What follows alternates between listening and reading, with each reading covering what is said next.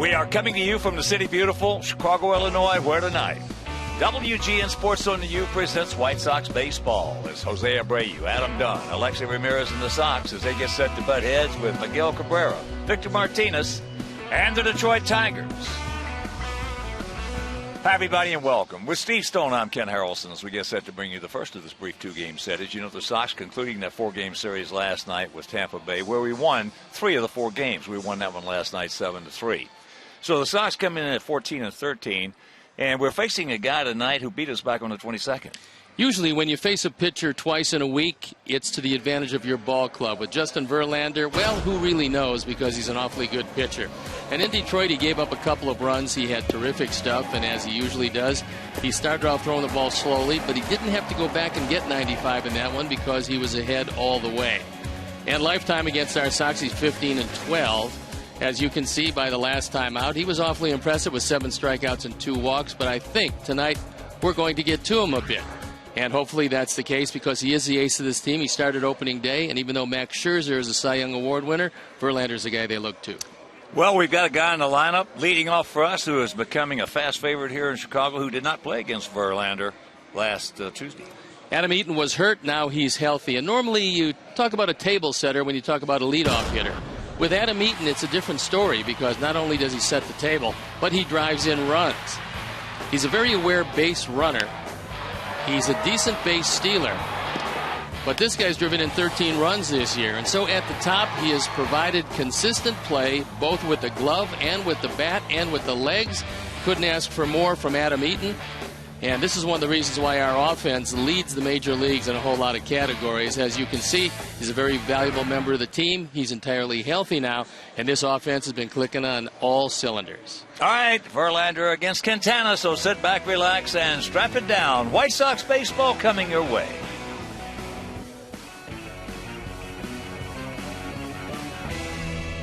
Chicago White Sox baseball is brought to you by Miller Lite. Now back in this original can, it's Miller time. By Ford, proud sponsor of your Chicago White Sox. Check out America's best-selling brand at your local Ford store or online at localfordstores.com. And by Xfinity, your home for the most live sports.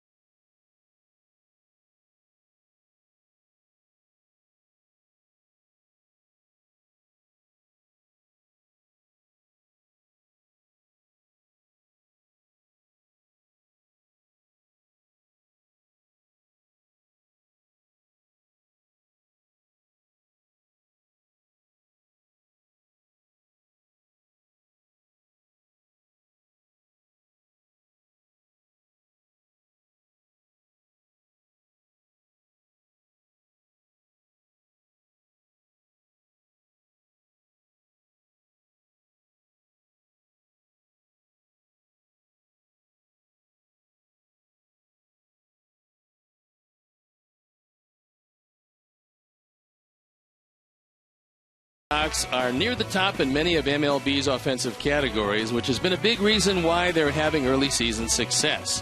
Robin Ventura talked about whether a team can win with offense only, and how the offense can take some pressure off the pitching staff. There's a lot of different things that have to happen for teams to win, even to get into the playoffs, that you have to do a little bit of everything to be able to do it. So, I don't believe in that you're just going to score 9 runs a game. It just doesn't happen. You eventually have to pitch and play defense and run the bases. You have to do everything better than just hitting the ball. There's also the feeling that if you feel like you're going to score runs or your team's going to score for you, you don't feel like you have to go out and throw a shutout either. I think last year we just had that. If a guy felt like he gave up a run or two, you weren't necessarily going to be in the running to win the game. So, seeing how it is right now, there is a slight bit of, if you can hold it together and just give us a chance, there is a chance you're going to eventually get some runs and have a chance to win the game. We'll be back with lineups and tonight's first pitch after these messages.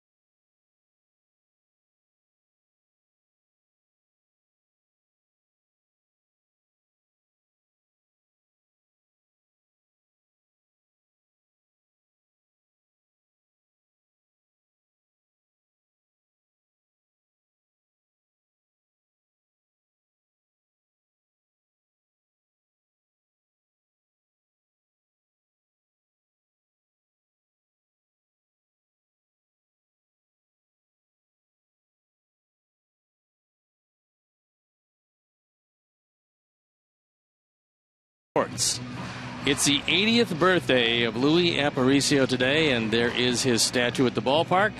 Louis, a terrific player, and that allows us to tell you that tonight's game is available in Spanish on your SAP audio setting provided by 97.5 FM ESPN Deportes, Chicago's first and only Spanish-language sports radio station.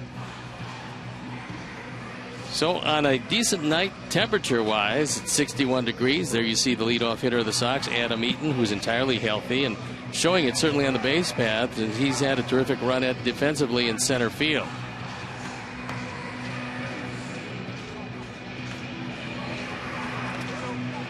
Jose Quintana is ready to go, and the Sox take the field. So we have an opportunity to tell you about who Brad Ausmus is going to run out there this evening. He is the brand new skipper of these Detroit Tigers, and a man who has really plagued Jose Quintana. Leading it off, Rajay Davis. Then it's Ian Kinsler, Miguel Cabrera off to a slow start with Victor Martinez, Torrey Hunter, Austin Jackson, Nick Castellanos, Ryan Holiday behind the plate, and Danny Worth at shortstop rounding it out. The White Sox defense and how they'll line up behind Jose Quintana. Diaz, Eaton, and Viciedo in the outfield with Semien, Ramirez, Beckham, and Abreu in the infield. Tyler Flowers gets a nod behind the plate. And on the hill, Jose Quintana. This year, not up to a great start, but he's done okay. He's 1-2, the ERA 3.90. He's on for his 6th start of the year. In 30 innings, given up 31 hits. He has given up 4 home runs with 22 strikeouts and 9 walks. The umpires for the game tonight, Mike DeMuro behind the plate, Hunter Wendelstedt is at first, Mike Esterbrook is at second, and Jerry Lane is at third. So there is a former catcher, 18-year Major League veteran, and now first-year skipper of the Detroit Tigers, Brad Ausmus. He takes over a very good baseball team, a team that's off to a slow start, but a team that nonetheless is in first place. They're 12-9. Winners of 6 of their last 10. And a game up over Minnesota and our Sox. So they've thrown the ball around the infield, which means we're ready to play baseball, and I'm ready to throw it up to my play-by-play partner, Ken Harrelson. Hi, Stevie. Thank you. And once again, good evening, everyone, and welcome to White Sox baseball right here with WGN Sports on the U. So happy you could join us for the first of 2 with these Tigers. So our 25-year-old southpaw, first pitch of the ball game to a man who has really hit him hard, Rajai Davis. Davis comes in hitting at .353 on the season. He's hit everybody hard thus far. A couple of homers, 9 RBIs, but against Quintana, 8 for 17. As we talked about in that series at Comerica Park, this guy right here has always played very well against us.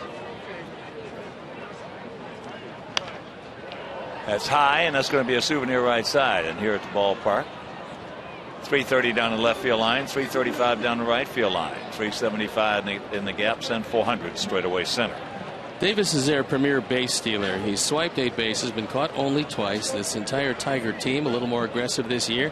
19 steals. They've been caught 8 times, and that's the philosophy of Brad Ausmus. Run and put the pressure on the defense. He gone. He knew it.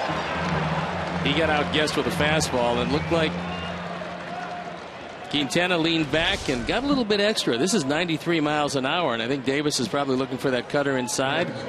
He didn't get it there, and he's frozen, and he knows it. These two clubs met 19 times last season, and the Tigers won 12 of the 19.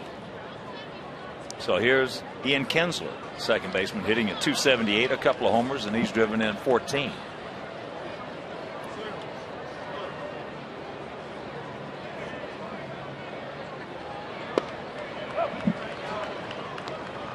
And you look at Kinsler, and he's a good player, good offensive player. And then you look at our Marcus Semien, who's got 3 homers and 15 RBIs.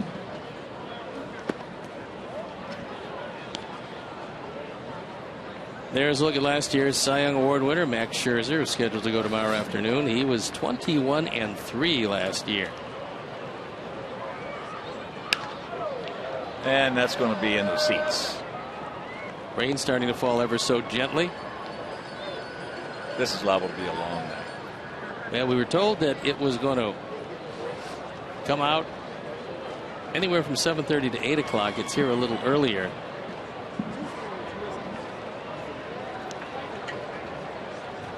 Going to be a long, long night. Actually, the radar, of course, I'm telling you, I got the worst weather app going. Not good? It's unbelievable how wrong it is. But he gone. 2 down.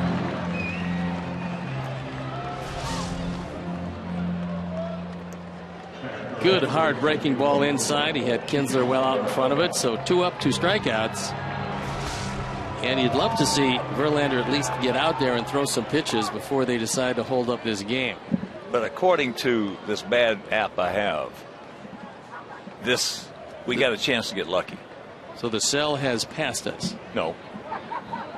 It's around us. It's around us. As there's a swinging bunt, got to hurry. Double clutch, throws it away. So that'll be a base hit for Cabrera. Well, you have to play deep, and even with this double clutch, Marcus still has a chance to get him, but the throw is well wide of the bag. No chance at all. It's on the other side of Cabrera and Abreu, and the fortunate part is that it doesn't go into the dugout or the stands.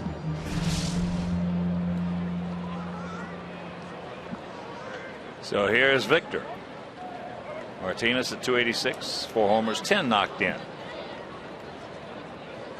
The Tigers have seen a whole lot of rain this year. They played only 21 games as opposed to the 27 that our ball club has played. So they've got 3 games that they have to make up as part of either split doubleheaders or regular doubleheaders or off days taken up.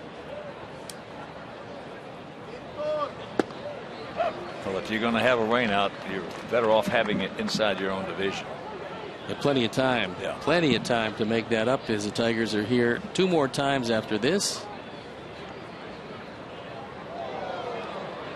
A little bolt of lightning in the background.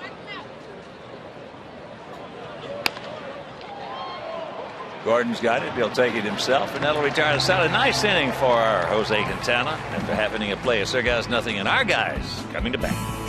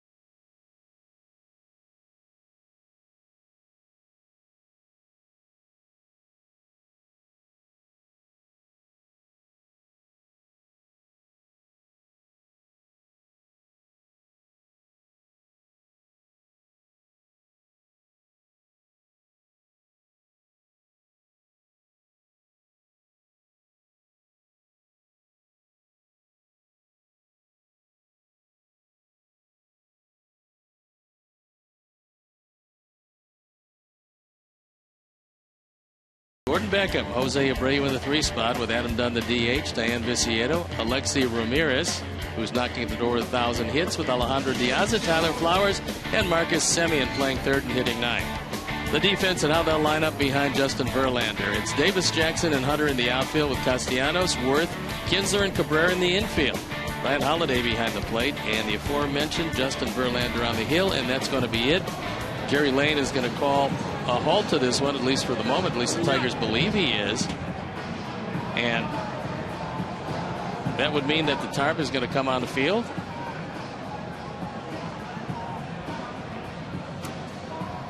Well, as I mentioned earlier, it's got a chance to be a very long evening here. Well, Roger came out between innings, Roger Bossert, and he talked with Jerry Lane. It could very possibly be that one of the things he said was that it's not going to rain for a long time, at least the first time.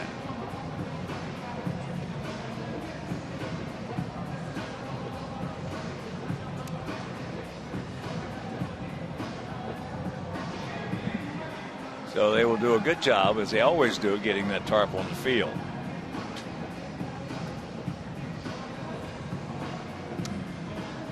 But in the meantime, we're going to check.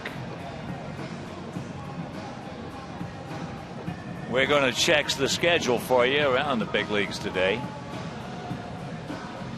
Later on, Cleveland taking on the Angels in Anaheim. Toronto at Kansas City. That is delayed because of rain. Dodgers at Minnesota postponed because of rain. Mets at Philadelphia. They're warming up for that one. Bottom of the 4th in the Bronx. Yankees leading Seattle 2-0. Bottom of the 5th down in Florida. Marlins leading Atlanta 3-0. That is a pretty good pitching matchup down there with that young Jose Fernandez and Wood.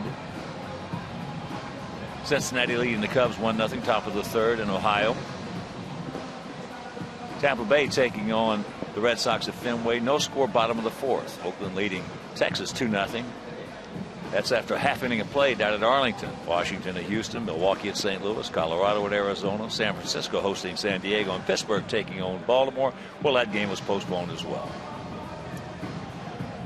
So they have the tarp on the field. And for our rain delay programming right now, we're going to take you to the Steve Harvey Show.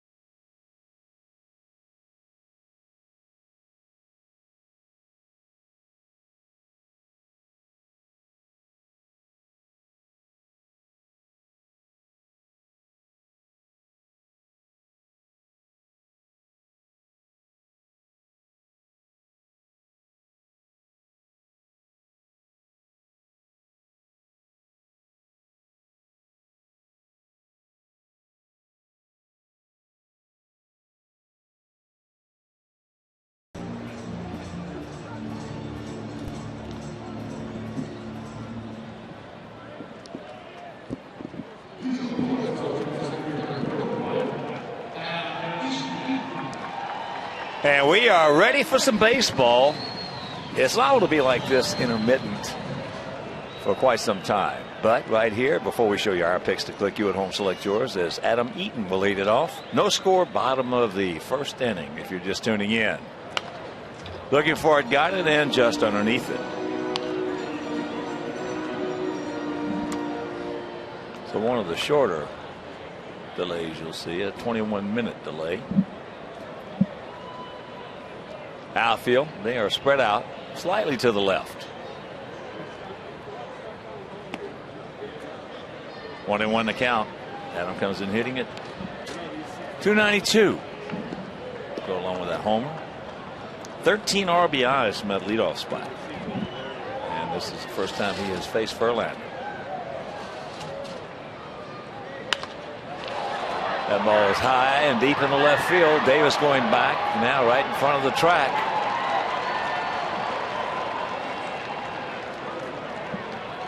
The Tiger outfield is very fast. They can cover a whole lot of ground. They just don't throw particularly well, especially Davis in left field. And Adam hit that ball pretty well. That'll bring up Beckham. Gordon hitting him 118, but he's been barreling the ball up, just hitting it deep to the track. To get him hitting line drives, even though he can't hit the ball at the ballpark. He's had a tough to go against Verlander. 6 for 31.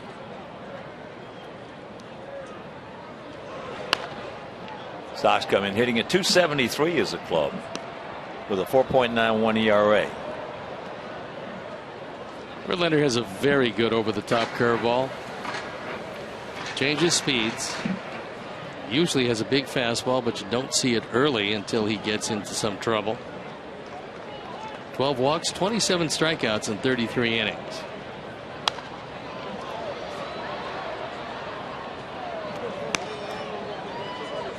.62 games over. 140 up, 78 down. Been a terrific pitcher, and he's been on a very strong team most of his career.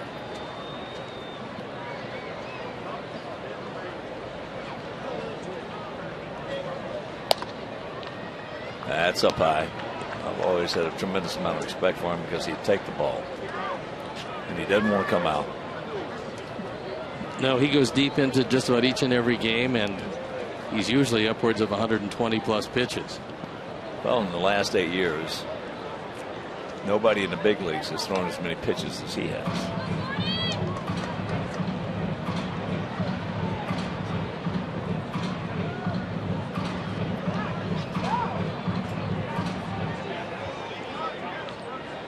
He's the kind of guy you don't have to like, but you got to respect him.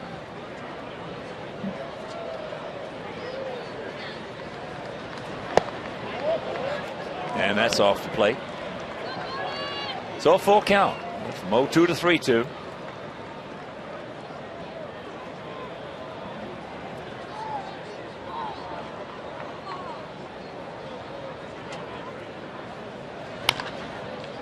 And that is chopped foul down past Joe Ewing. Joe McEwing. Abreu in the on-deck circle, the first time he took a look at Verlander, the first time ever in Detroit, he hit the ball over the 420 mark in straightaway center field.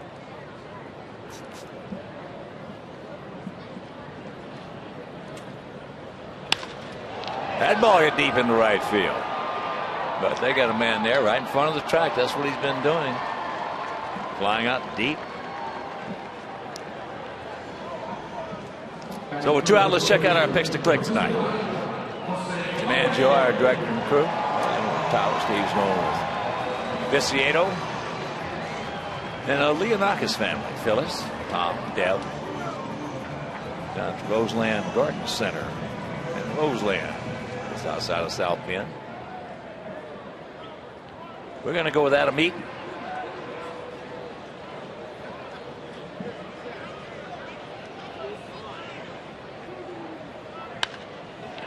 Abreu fouls that one away. He got that fastball right down the middle. Verlander wanted to throw it away, and Jose took a good cut Take a look at pitch tracks and where it winds up. Maybe a little later in the at bat. That one is hit a long way, but not that time.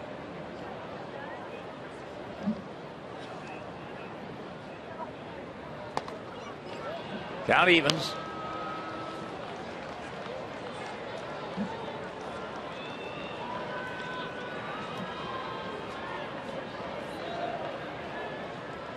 One and one to count with 2 down here in the bottom of the first if you're just tuning in. He's gone with all fastballs to Abreu. Top of the first inning. Couple of strikeouts and a base hit against Quintana. Long backswing. Boink. And unfortunately for Holiday, it caught him right in the back of the head on the helmet.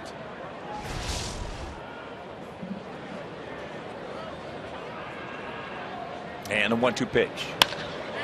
That ball hit hard, but they got a man standing right there. He's a good one. Torrey Hunter. So that's a hang woofing for Abreu and a 1-2-3 inning for Verlander.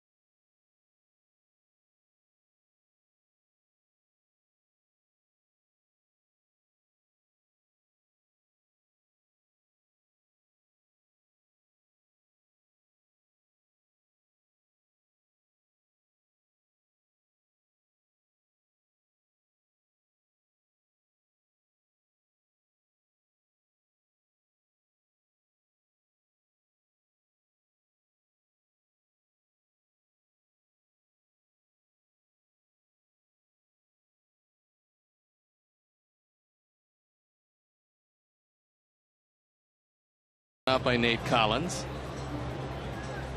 He's a Bears defensive lineman. And not a bad toss. Out of the University of Virginia.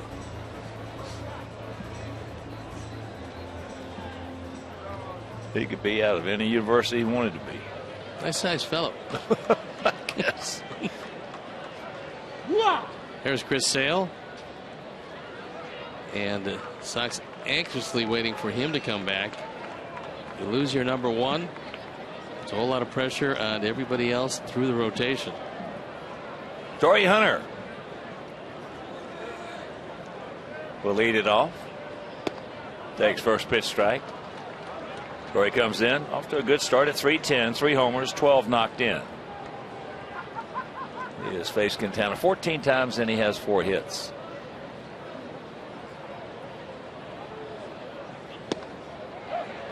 And the count 0-2. Jose's come in with a pretty crisp fastball tonight. It's been 92-93 and he's hitting his spots with it. He's yet to establish the cutter. There you go.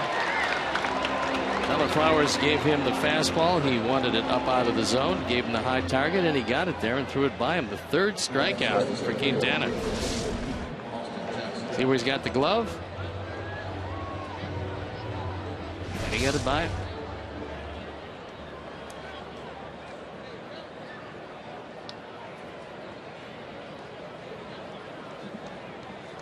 Austin Jackson hitting at .314. 93. Fastball strike.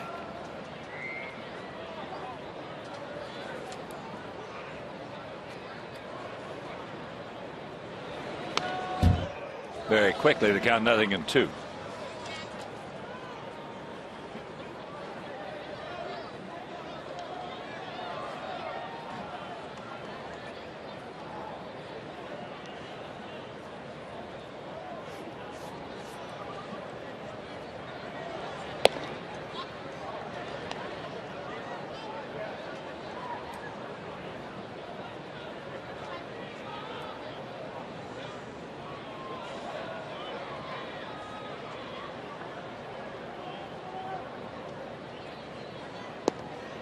He gone. Change up.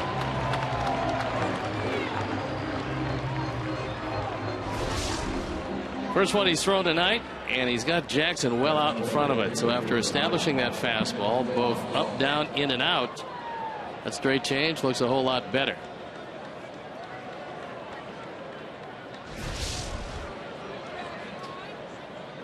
Castellanos hitting at .258, 3 homers. He's driven in 13. And he threw that one right by him. Jose is pinpointing that outside corner.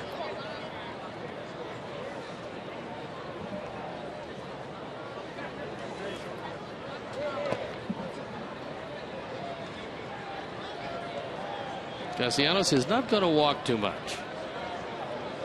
In fact, in his early season, he's got just 4 walks and 66 at bats.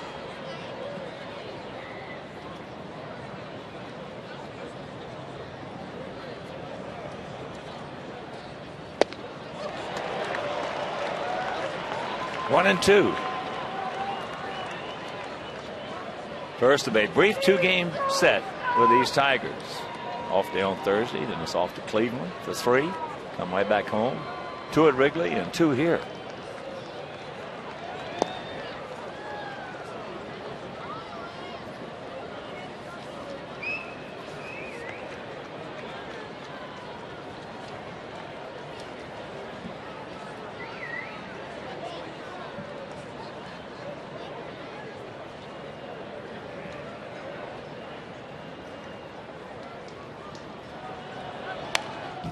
Pretty good pass at that one underneath it. Castellanos was bound for the University of Miami back in 2010. But as a #1 draft pick of these Tigers, they convinced him to take $3.45 million just a couple of minutes before the deadline.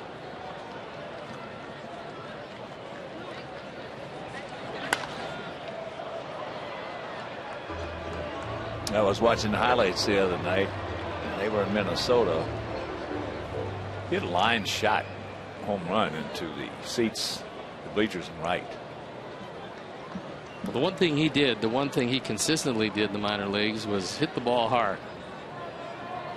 They had to find a position for him. His best position by far is third base.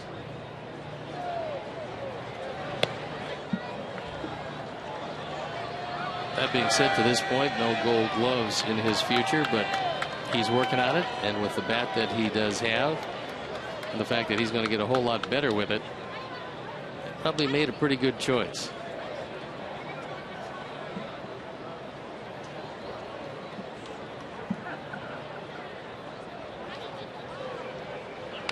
That one took the mask right off Tyler Flowers.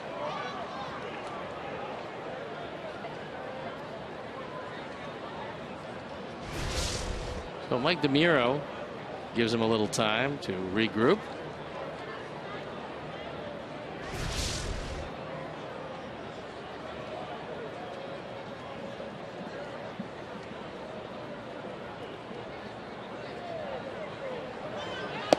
He gone. Strikes out the side. He has 5 strikeouts.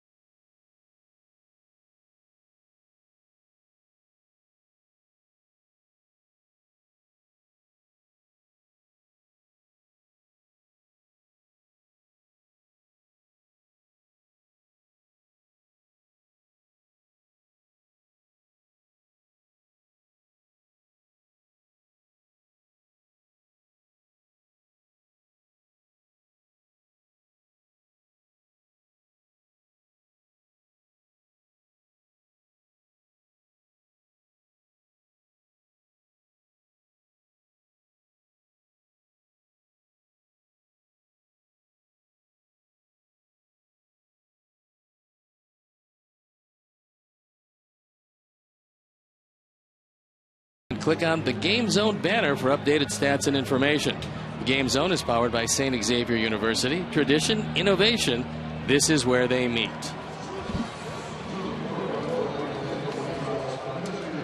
It'll be done. Viciedo and Ramirez to face Justin Verlander.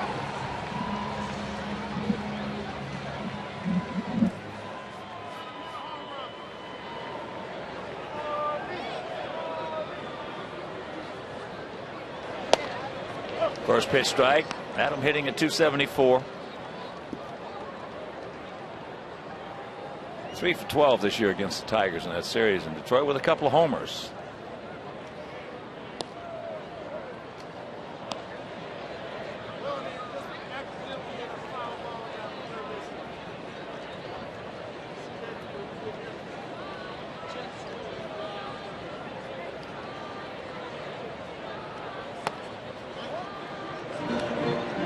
Backdoor him and missed.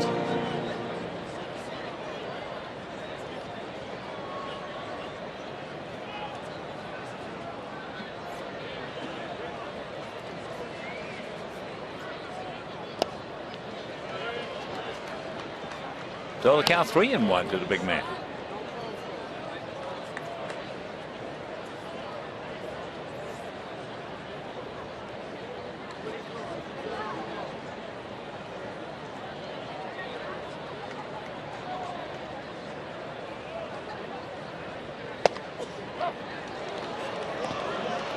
He thought it was ball 4. I can understand why he might. Holliday wants it outside. You don't get the benefit of that call too often. That's Jam City popped up. So 1 out. And you can join us on Friday, May 23rd for Ladies Night, where we see specially priced tickets starting at $20 for lower level seats. Activities include pregame Zumba, makeovers, and massages. So get your tickets by visiting whitesox.com/ladies.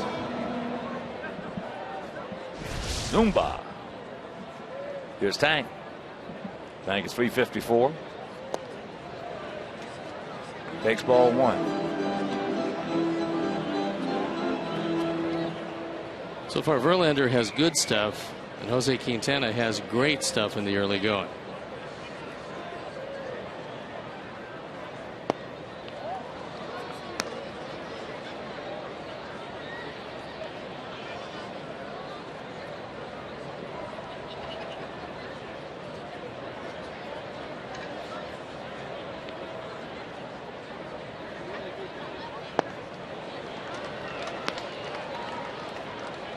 J-Stay pitcher's pitch on 2-0.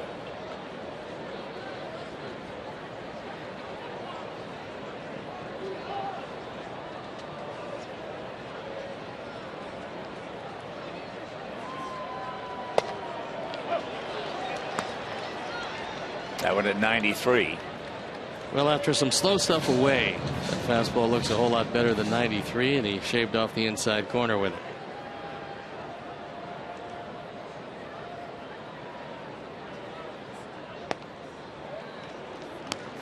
Full count.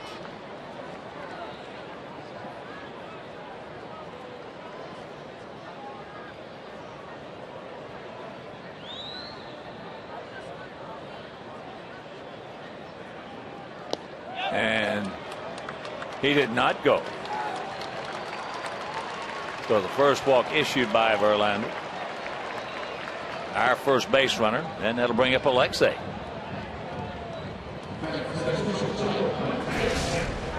He was pretty careful with Viciedo, and he didn't even come close to swinging. So when the appeal went to Hunter Wendelstedt, he said, nope, it's a walk.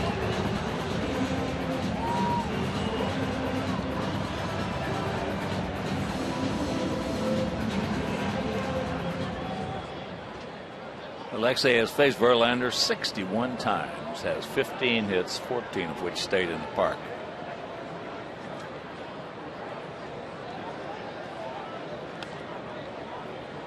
Verlander, one of the better right-handed moves. He's quick. Very seldom looks at first base.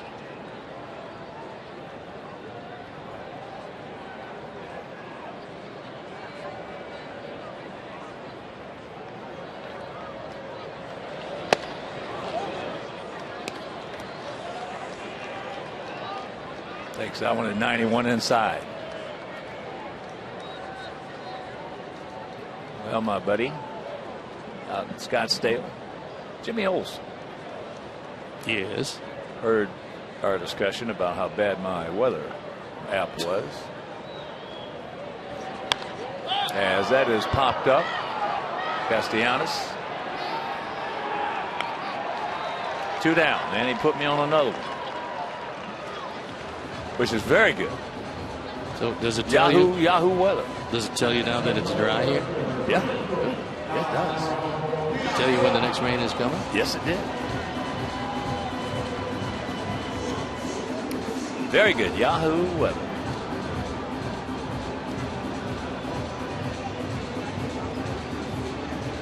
Well, most likely he'll tell you it's going to rain in Seattle. I know that. Not sure about the rest of it, but he's got Seattle's rain down. Here's Diaza. Diaza has 4 hits off Verlander. 2 of them left the premises.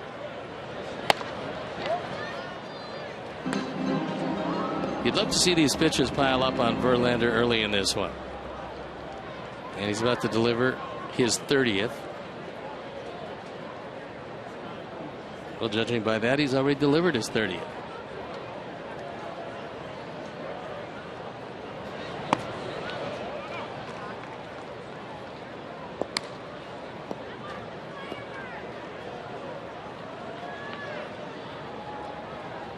Look down at Joe McEwing.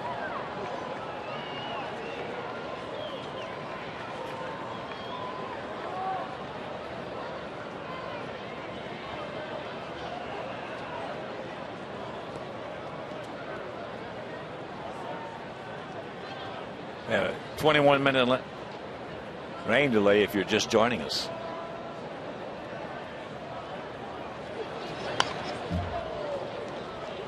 He got the fastball he wanted, was right down the middle, but he was a little late.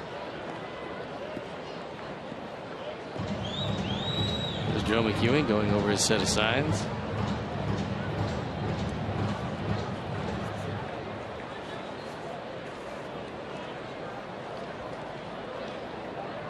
Viciedo has yet to attempt a stolen base.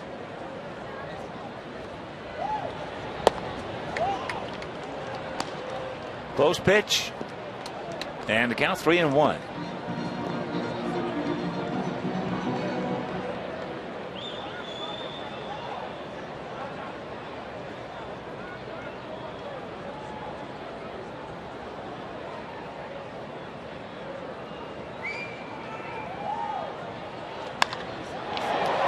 That ball high into center field. Austin Jackson is there. After 2, no score.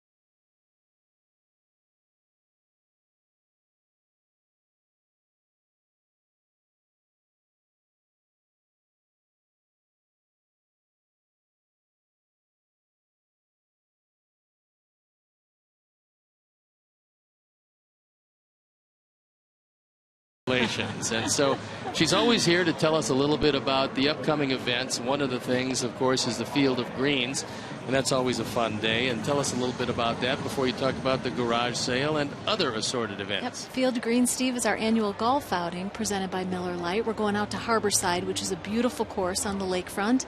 We've got a great day planned, so we've got foursomes available now. There'll be a celebrity golfing with every group. It's a really great day, and we have an awesome gift this year for our golfers. It's a customized White Sox putter. It's a really great gift. And we've got, so far, Carlton Fisk, Bo Jackson, Robin. Our coaches are out there. Some of the players will be there. Our TV broadcast booth guys, Ed and DJ. So it's a great day. It's June 16th, again, at Harborside. So we encourage everybody to go to WhiteSoxCharities.org, get information about the golf outing. We're looking forward to a great day. And we have another wonderful day, and I think one of the real favorites is Family Field Day, because they get an opportunity to take a look at what it's like to be right down on the field at U.S. Cellular Field. It's a great event, Steve. It's a family-focused event. It's very affordable for kids and families. A lot of families will come out. We have 3 different one-hour sessions. It's June 21st. It's when the team's on the road. But you're right. People can come out and play catch in the outfield, go in the bullpens, check out the dugouts. We open up the home clubhouse for tours. And on that day, we also have our infamous garage sale. That takes place concurrent with Family Field Day, so you can buy tickets to come out onto one of the on-field sessions, or for free you can come into the patio and shop. And it is amazing what, we always say you don't throw anything out in the ballpark, you give it to community relations and they sell it at the garage sale. But bats and jerseys and hats and photos, bobbleheads, everything we have for sale during the garage sale. So again, that's June 21st. The Family Field Day portion, actually, I think would make a great gift for Mother's Day or Father's Day, which is right around the corner. So we, again, encourage fans to go to WhiteSoxCharities.org, take a look at the information for Family Field Day and garage sale, and plan to spend a couple hours with us that day. And tickets for Family Field Day are $30 for adults, $12 for kids, and of course that includes, as you talked about, the garage sale, giving an opportunity to get a lot of things you probably can't get anyplace else. So there is the information on the garage sale and Family Field Day combined.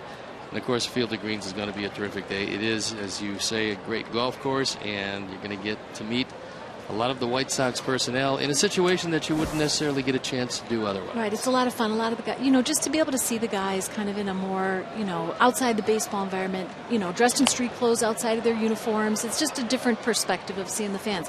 And all the money that we generate from these events, Steve, benefit Chicago White Sox charities. And earlier today on the field, we actually had 37 different groups that we were able to provide grant funding to.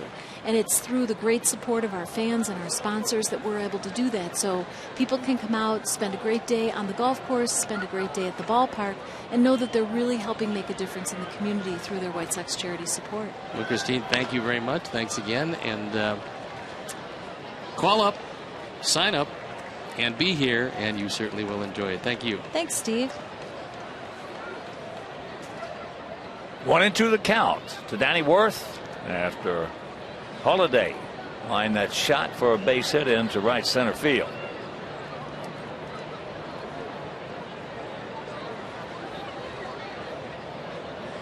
Quintana with the set. All right, boys, you got time. Back them up.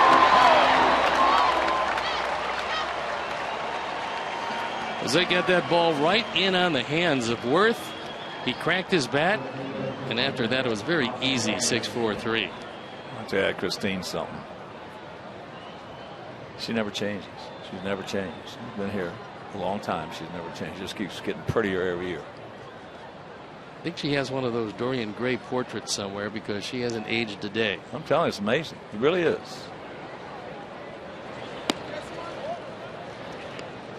These cosmetic companies with these ads showing the before and after. You couldn't tell the difference with her. They'd both be the before.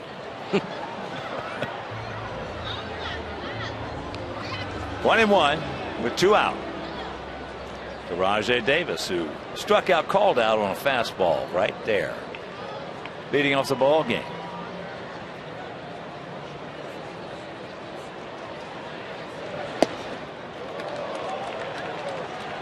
1-2.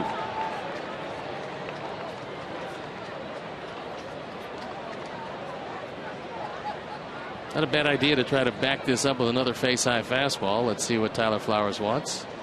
That's the breaking ball away.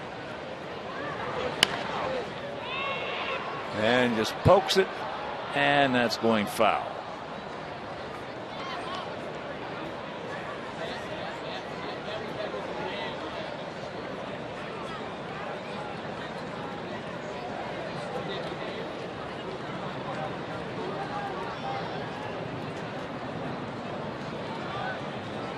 A lot of folks have hung around after that 21-minute rain delay, and we have seen no precipitation since then.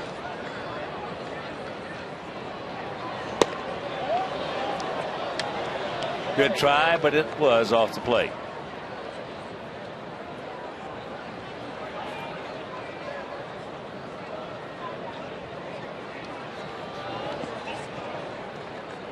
And a full count.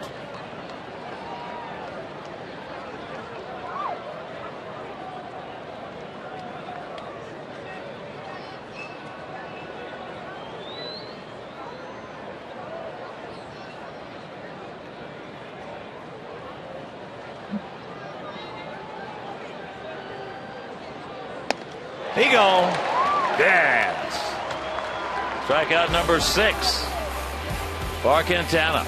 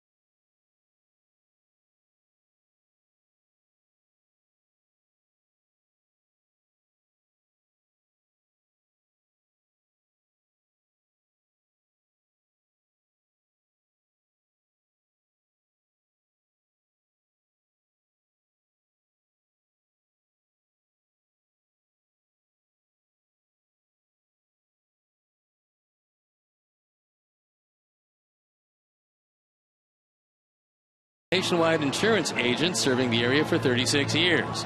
To join the nation, visit jeffbook.com. Nationwide is on your side. What a night it's been so far for Jose Quintana, who's probably had the best stuff he's had all year. That fastball is exploding, and he's fanned 6 in just 3 innings. And some pretty good hitters have been tardy on the fastball tonight. Here's Tyler Flowers. Fouls that one away right side. He'll be followed by Marcus Semien. Then back to the top of the order with Adam Eaton.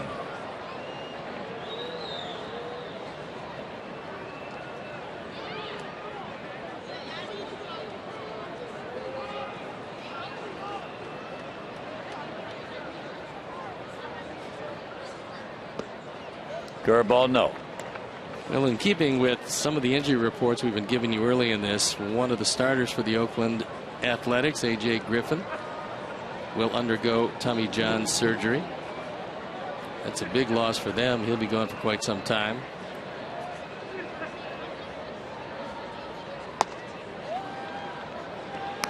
The Pretty good news for the Baltimore Orioles. Their star third baseman, Manny Machado, 7 months after knee surgery, is ready to be activated by Baltimore.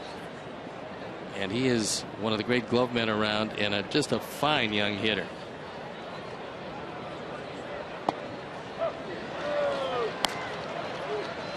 Two and two the count to Tyler.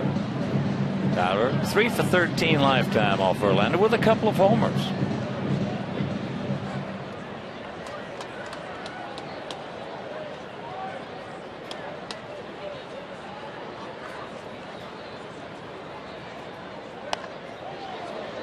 That's into the mezzanine section.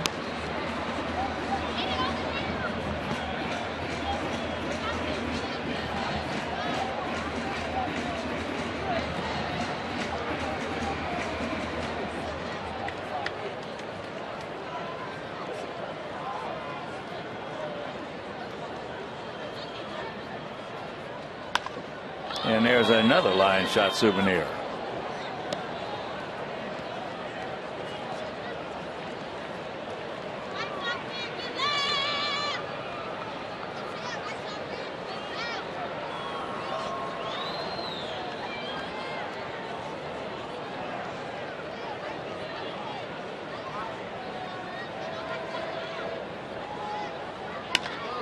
That ball hit high and deep, but Troy Hunter is there. And you can demonstrate the pride and commitment of being a White Sox fan by joining the roster of season ticket holders. You can purchase a season ticket plan and gain access to the best seats at the best price with the most benefits. So WhiteSox.com or 312-674-1000.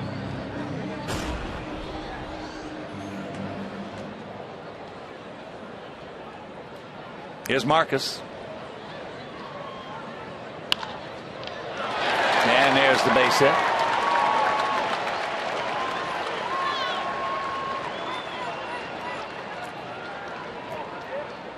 So good speed aboard. He's 3 for 3 in stolen bases. Picked on a first ball fastball. This one is up and out over the plate. Verlander has gotten a lot of the fastballs up tonight.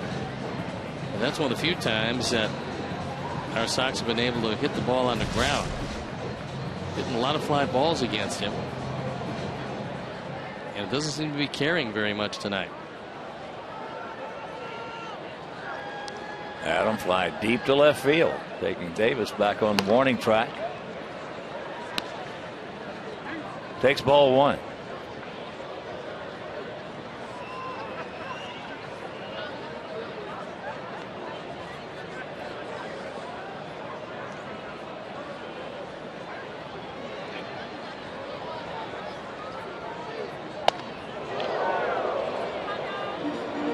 Turno.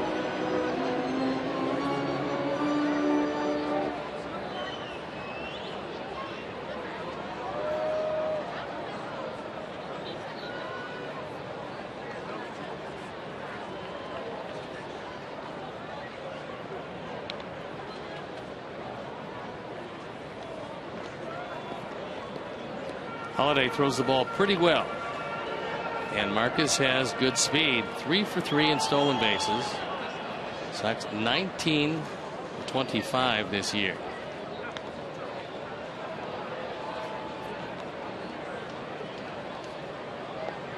There's Brad Ausmus giving his signs to Holiday behind the plate.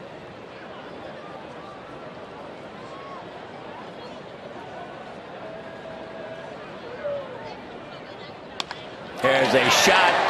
Fair ball. Taking away Marcus around. He's going to score, and the Sox take a quick 1-0 lead on the double by Adam Eaton. One of the things we highlighted as we started the show tonight was the offense of Adam Eaton. He drives in his 14th run of the year. He takes it right down the line. He got this tailing fastball away and kept it fair. But not much of a chance for Rajai Davis as he goes into the corner. Doesn't have a great arm, and Semien scores easily, and it's first run of the night. Don't stop now, boys, as here's Beckham. He fly deep to right field his first trip.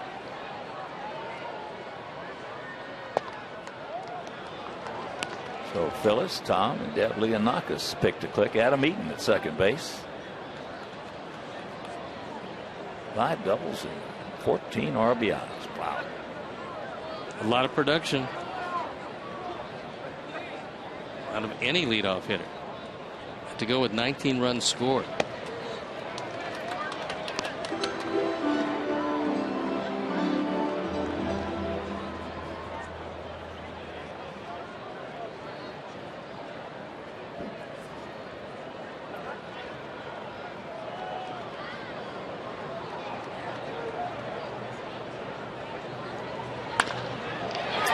Base hit. They're going to wave him around. Torrey Hunter with a throw off the mark.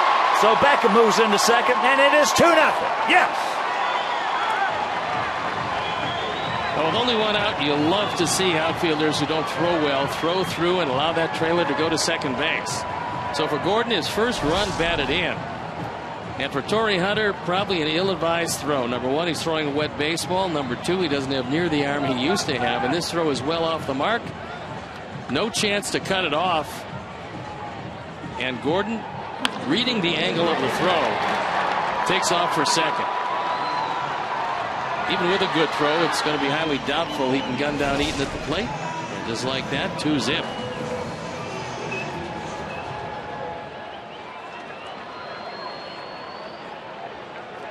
Here's Abreu. He lined out hard to Torrey in right center field.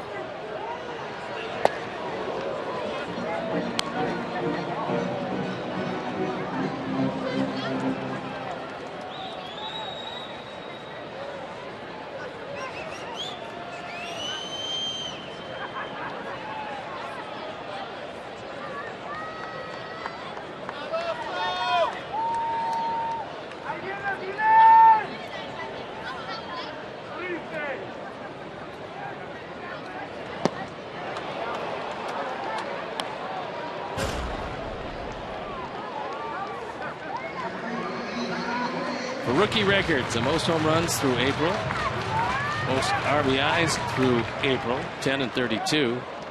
First player in Major League history with 4 games of 4 or more runs batted in his first 26 games. Along with Kyle Seager, they both are co-players of the week in the American League. As he gets him.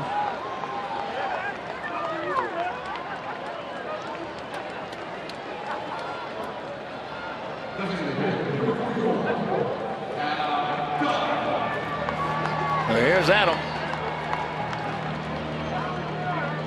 That's first strikeout for Verlander. It's the first time he reached back and actually tried to get a little something extra. He got up to 95. And unlike the first time where he threw them all fastballs, that time he went to the breaking ball. So the shift, not all that radical this time for Dunn.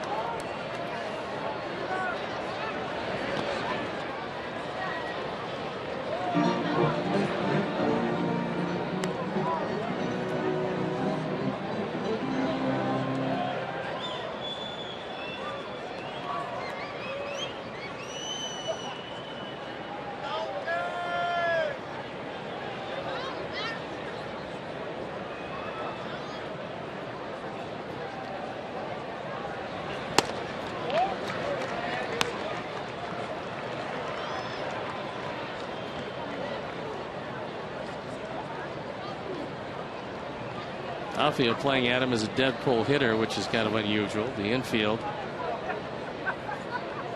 See the shift? Not near what it usually is. And that is a foul ball. Dang, got it. Threw him a straight change he had out in front of it. And unfortunately just foul. You see 83 miles an hour as he tries to turn it over. Probably a couple feet foul. In the way of that base hit and a 3-run lead.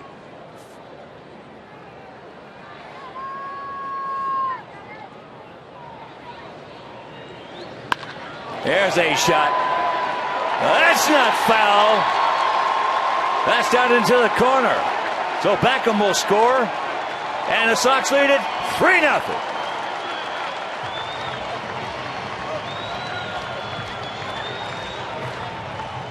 Well, after the straight change, Verlander tried to heat him up inside. And that was ostensibly a pretty good pitch. It shaved off the inside corner, but Adam, loving the ball thigh high, turns on it and drives in his 12th run of the year. So a 3-run explosion here in the third. Don't stop now, boys, as here is Tank. Tank walked. Yes, walked. Last inning. That's news.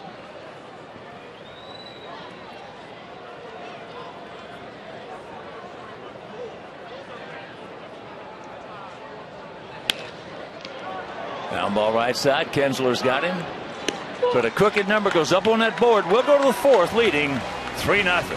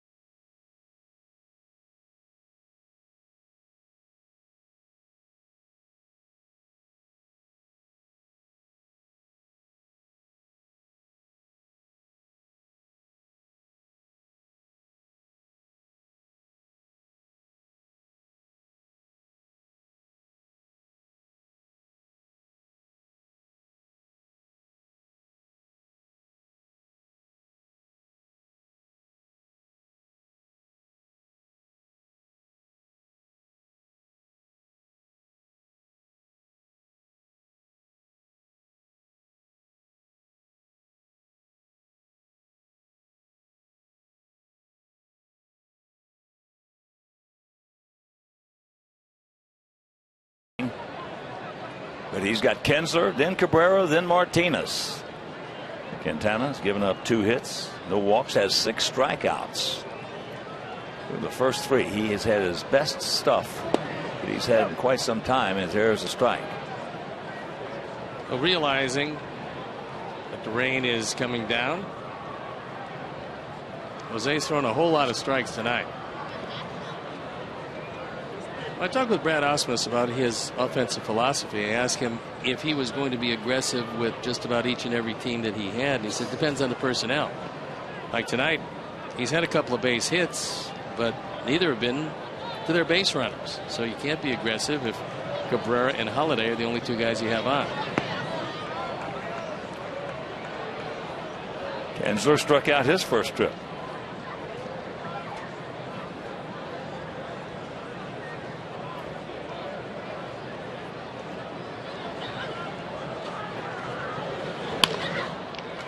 There's the base hit.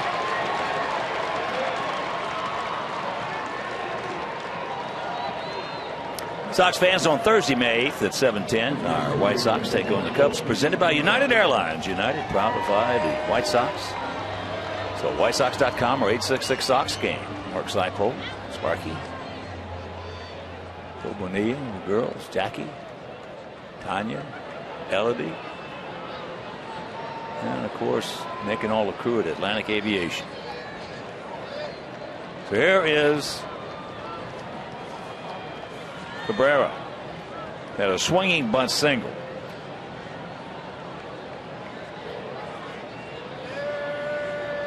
Kensler, pretty good lead.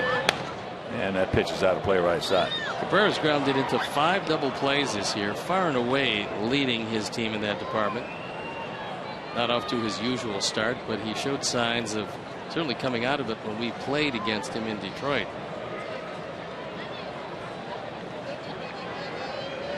And you certainly want to catch as much of that water as you can in case there's a drought.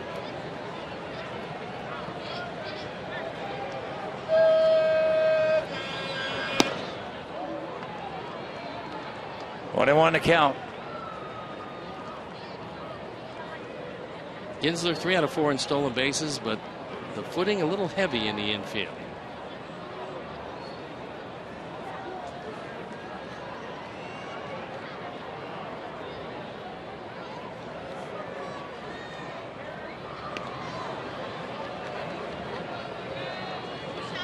You see Omar Vizquel in your picture. He's first base coach.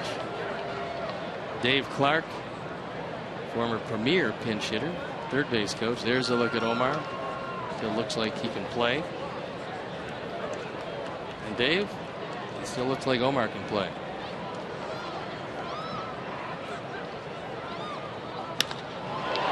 That ball hit high and deep, but we got a man there. Yes, we do.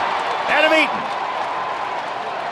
I think Miguel thought he had enough of that one.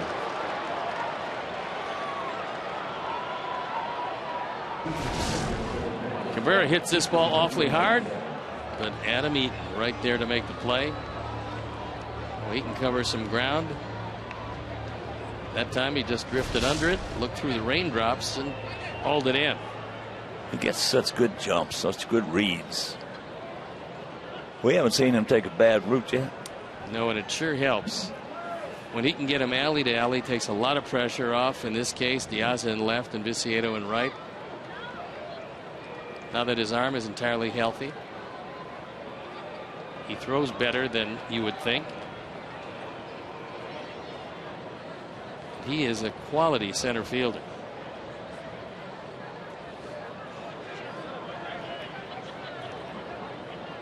Victor grounded out to Beckham.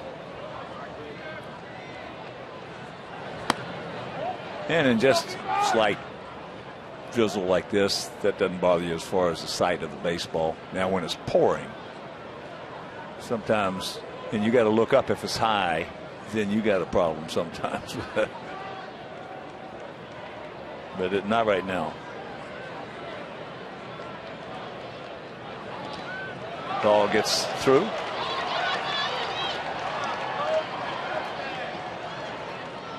Looked like Tyler raised up a little too quickly on that one, and the ball scooted by him. It'll probably go as a wild pitch, however. And it will be a wild pitch. You see him come up, does not keep the glove down, and the ball on the wet ground just flattens out under him.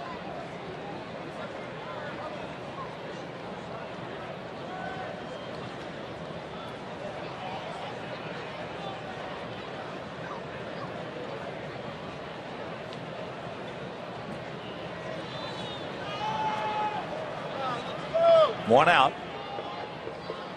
Outfield, they are straight up, spread out, about equidistant.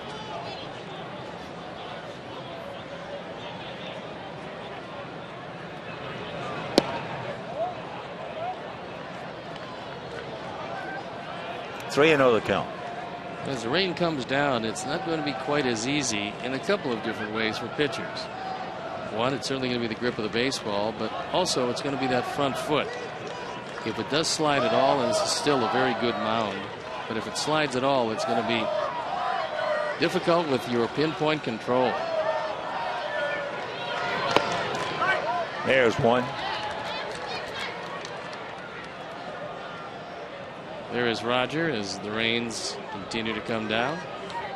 Already had one delay of 21 minutes. That was right after Quintana took the mound and before Verlander took the mound.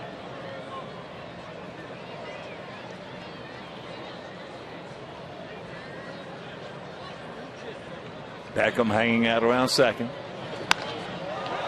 Hit foul. It will.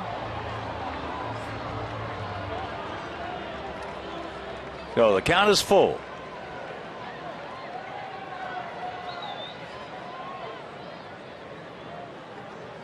Victor's a better hitter with more power from the right side than from the left.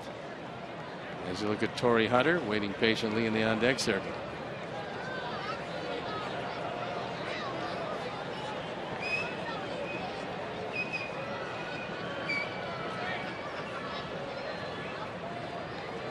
Payoff.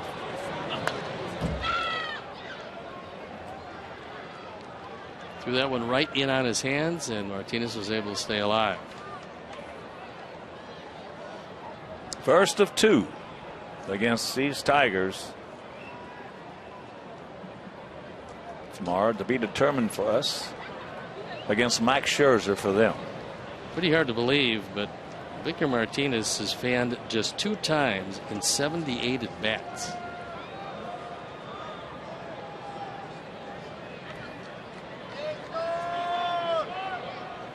And once again the payoff.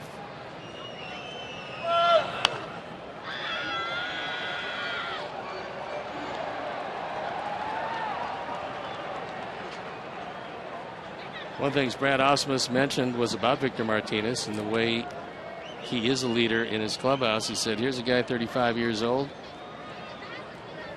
An object lesson to all young players is he grinds out each and every one of his at-bats regardless of the situation in the game. There you see Brad to his left, just barely. You can see Gene Lamont, former White Sox skipper and longtime baseball coach.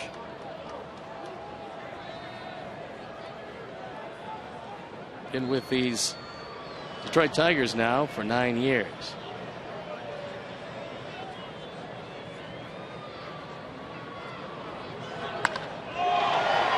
And that's fair. So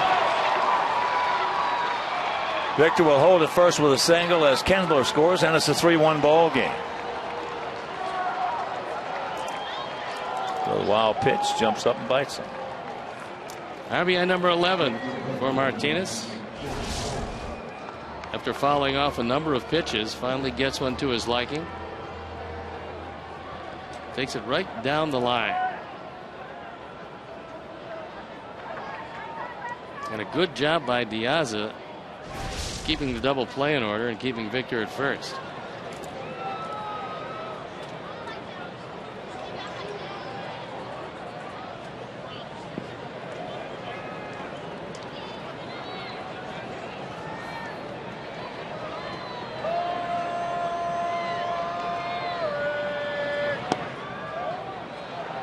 Torrey struck out his first trip.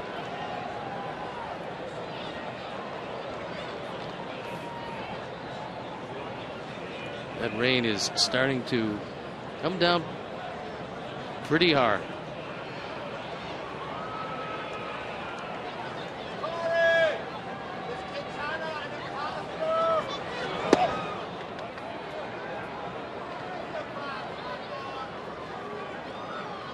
Two and 0 the count to Torrey Hunter.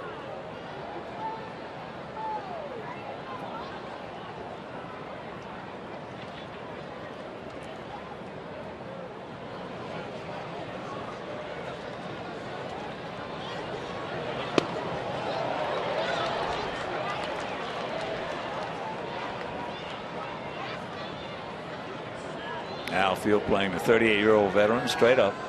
Bit of a gap out there in right center.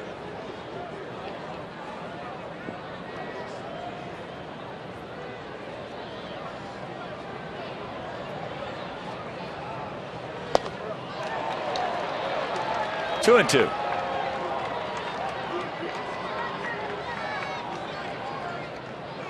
And as you can see, it is pelting down. Well, it always looks harder on TV. Even though it's raining hard here, it always looks harder on TV. That was a nice stop by Tyler Flowers as he got down, blocked it.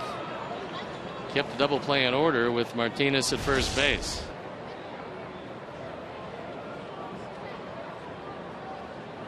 Ball bounced in front of the plate.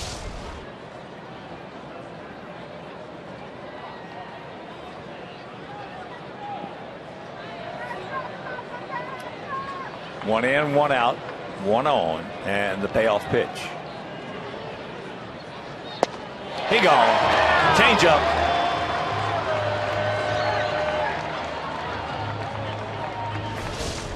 So for the second time, Torrey Hunter is down on strikes.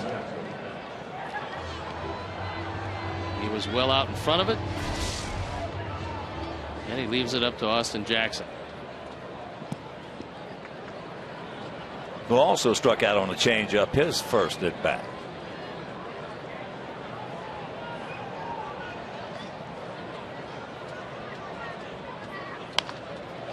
High pop up right side. Gordon making the call. Got the ball, and it'll retire the side. So the wild pitch does hurt. They knock in one, and it's a 3-1 White Sox lead.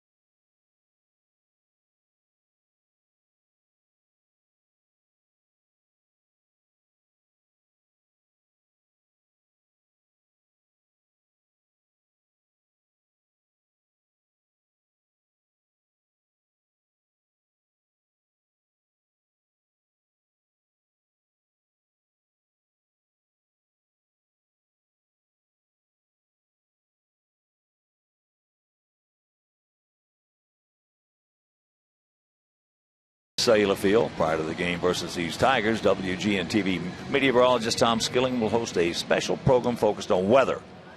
So WhiteSox.com/WGN for more details. Alexei Ramirez, Alejandro Diaz, Tyler Flowers here in the bottom of the fourth inning. 3-4-0 for us, 1-4-0 for them.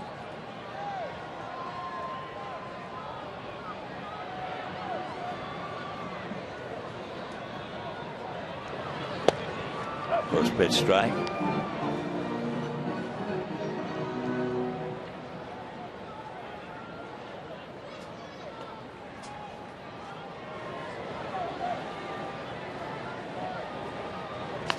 There's a bunt. That's a good one.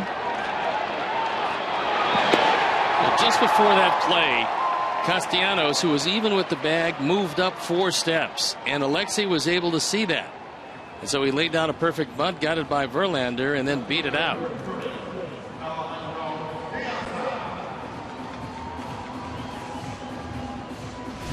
Heads up play. You see where he is? Now watch what happens. He backs up, and Alexei sees it. Terrific bunt. Taking advantage of very young third baseman who decided inexplicably that he was going to give him the bunt. Well, we've got a team now that it's Robin's third year. He's got so much more flexibility with this offense. than he did the first 2 years. It's not even in the same ballpark. What I like about it is each and every one of these guys is thinking about the situation and taking a look and observing exactly what the defense is giving him. And we've seen some just great at-bats and great situational offense. Last year we saw very little. This year we're seeing a lot. Well, we've got guys here that could do something we haven't seen a White Sox team do in certainly the last 30 years. And that's have 3 consecutive guys bunt for base hits. The last time we saw that, the Angels did it, and they beat us in a game out at Anaheim. 3 consecutive base hit bunts. Well, you put a whole lot of pressure on any defense, and eventually they're going to make mistakes and open the door.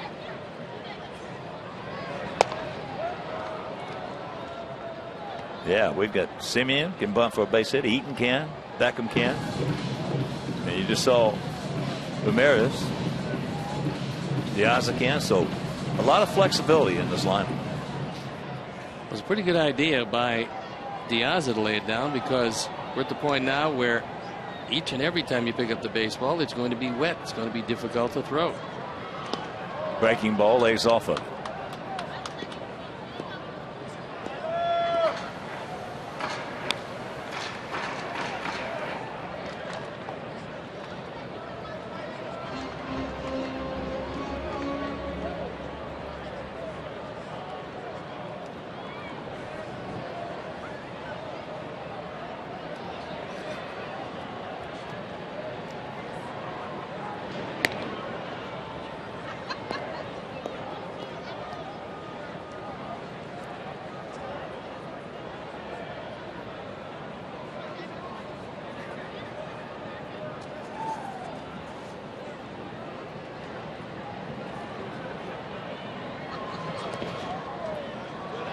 Holiday keeps it in the area.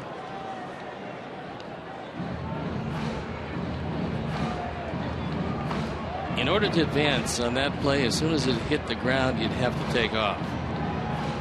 Lexi had a decent lead. He did not break with the pitch, and then there's no reason after that to go. He is 4 for 4 on stolen bases, but we've got some very heavy footing in the infield.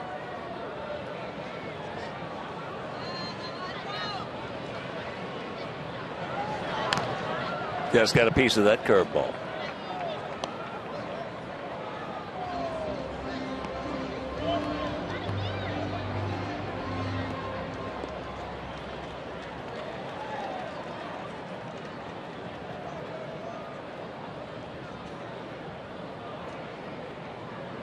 Rain has really let up. Just got a piece of that 91-mile-an-hour fastball. Verlander, who last inning when he was in trouble went back and got 96. That time not quite as swift a fastball as he's about ready to deliver pitch number 66 with nobody out here in the 4th, and so once again he'll have a high total.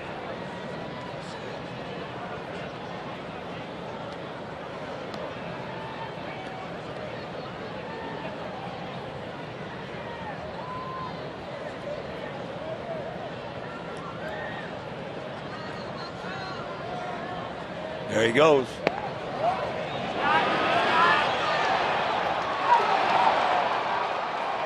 So Estabrook said he got him. It wasn't a very good throw, but on the wet grass it skipped. And it goes 2-6. You just can't get a whole lot of footing here.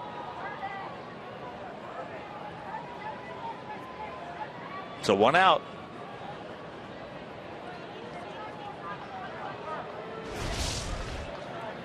And a payoff.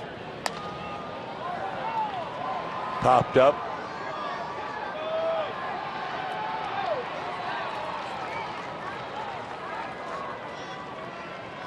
Danny Worth makes the catch for out number 2. Here's Tyler Flowers. He went out to Torrey Hunter in right field.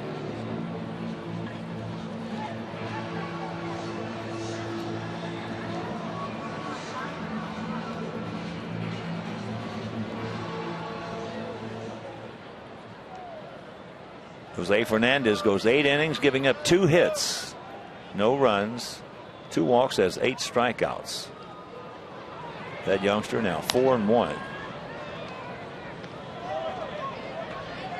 He just has electric stuff. Breaking ball that's hard, breaks late. It's pretty much unhittable at this point. They got a couple of really good young pitchers. Marlins shut Atlanta out 9-0. Well, that slider he's got, that's, I mean, even on tape, it's nasty. It's vulgar. If they can ever get some hitting to go with the good young arms they have, they're going to be pretty good. But wind up trading a whole lot of it away. Tyler, Worth, and that'll do it. So we get the bunt single leading off. Caught stealing, pop up, ground out. We go to the 5th, leading by 2.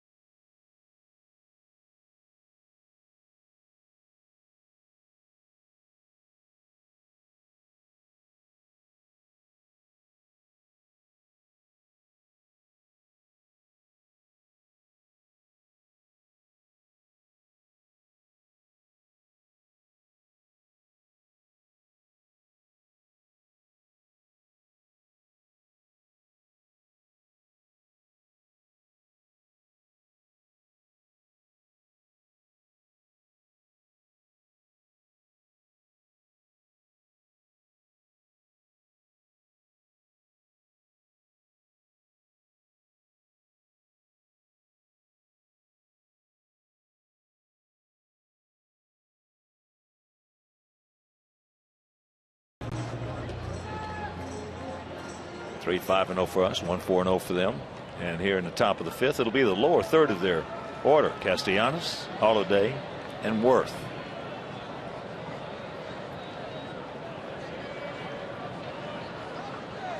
Nick struck out his first at bat. Saw a lot of pitches though, so it might have helped him in this his second at bat.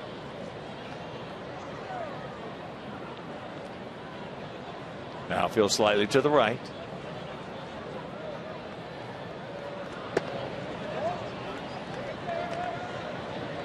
Two 2-0 the count.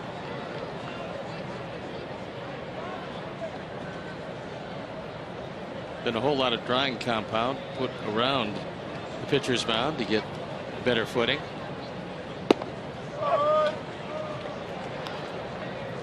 There's a strike.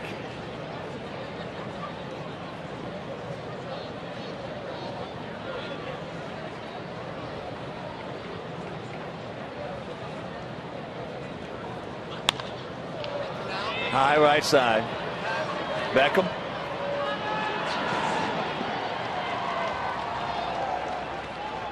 So that is out number one. And an athlete is defined by the desire to be active and continue doing the things you love to do. So visit athletico.com and start defining your pain-free inner athlete today.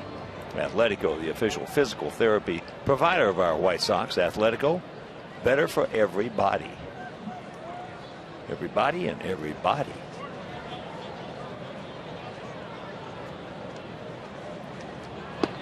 Holiday smoked a fastball for a single. Leading off third. And this is the first of a brief 5-game road trip for the Tigers. And another one with us tomorrow. And they will leave and they will go to Kansas City for 3. They're going to have the type of May that we had in April. We had 2 off days in April, including the day after the season opener where you really don't need an off day. Detroit's going to have 1 off day in the month of May.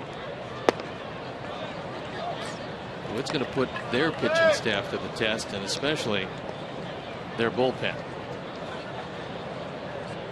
Well, that's just not right. Having just 1 off day in a month. It's not.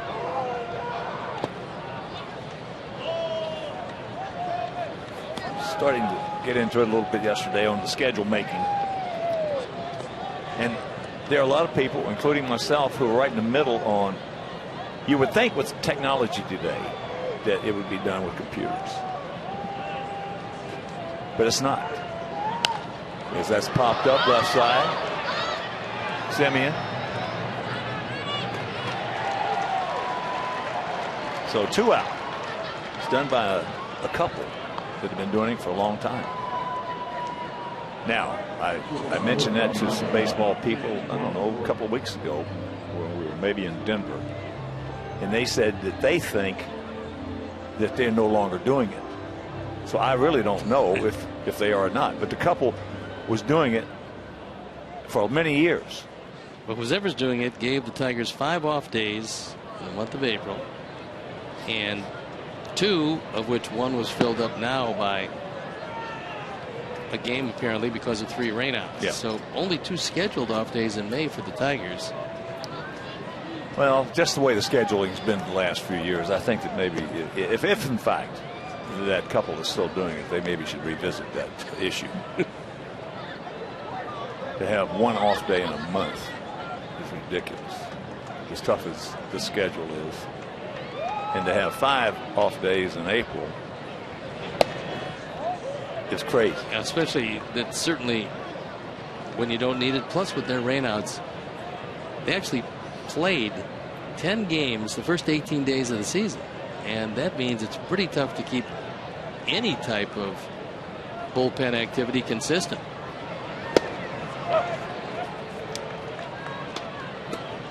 They say they have nothing but little tags all over their walls, the teams, and they're moving them around constantly, and they probably have already started and have half of 2015 schedule made.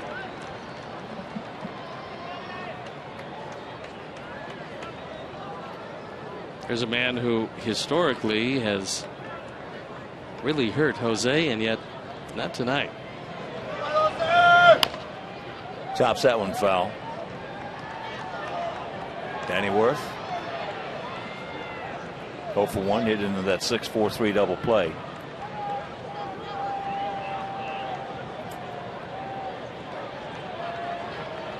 But we'll have Stone Pony do some definitive investigative work and check that Find situation out exactly how these things are done. He gone. 8 strikeouts now for Quintana. We're halfway home, leading 3-1.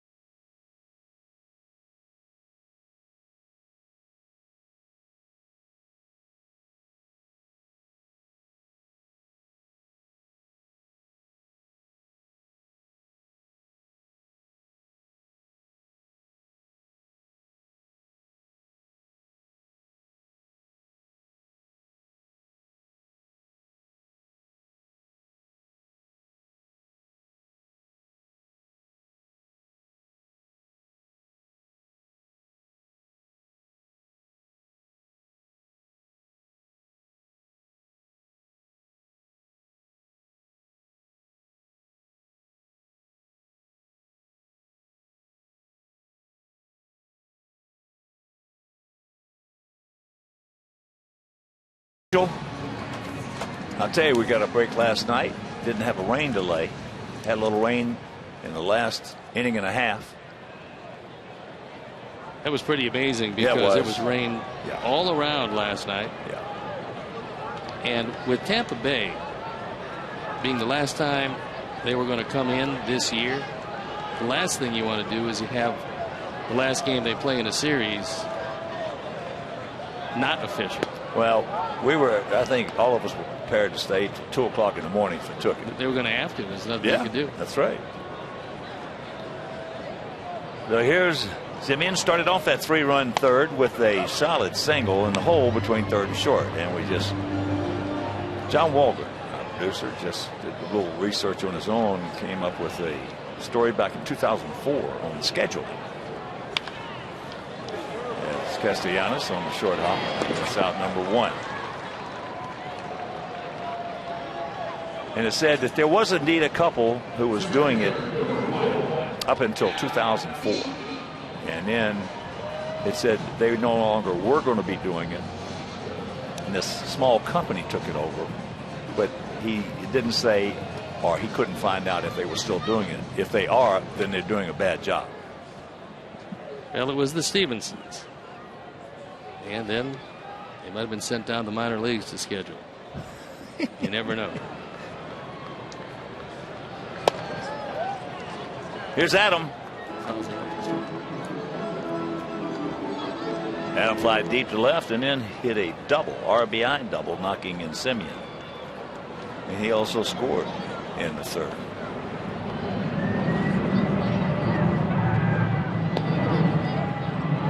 On our Xfinity Speed replay, this ball sliced down the line, turns into RBI number 14 as Marcus Simeon, who had singled, scores a run, the first run of the ball game. It is just a joy for Steve and I to see so many White Sox uniforms that can run. Can run, put the bat on the ball, grind out some at bats, make the opposing starter especially throw more pitches than he would usually throw. But first to third is no problem anymore. Which for a long time was a huge problem. We were 90 feet at a time. Not unusual to see 3 hits in an inning and no runs at all. A few years ago when we were running neck and neck with Minnesota, went into the old Metrodome, had 4 hits in an inning twice and did not score. Well, that's not going to happen too much this year with his lineup. There's 5 runners in this lineup tonight.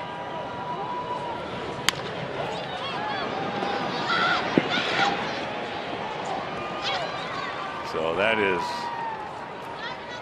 out number 2. Yeah, since my 30 years here, this is the best running White Sox team that we've had. Xfinity replay. Xfinity, your home for the most live sports. I'm not talking about so much from stealing bases, because that's okay, that's good if you can steal bases. But you've got to be able to go from first to third, and you've got to be able to score from second. That puts a whole lot of pressure on the defense when you know on any base hit, and they know because it's in the scouting report, on any base hit, they're going to have to throw home. This is going to be an easy 1-2-3 inning for Verlander, and we're into the 6th.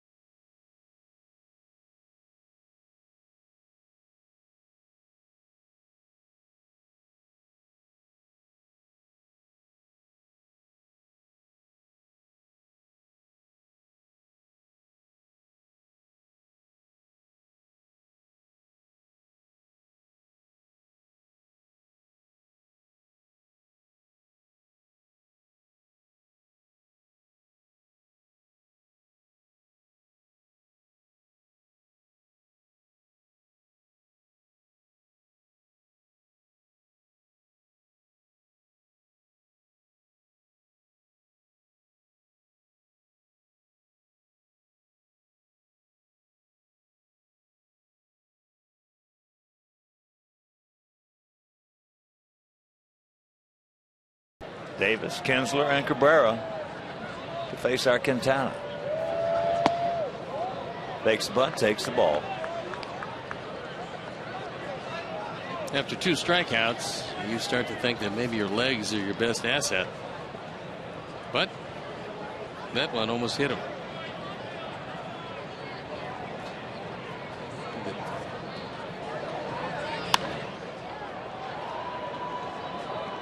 Fires that one into the mezzanine. So the count 1-1. Some pretty impressive numbers so far. Nary a walk with 8 strikeouts and just 1 run given up.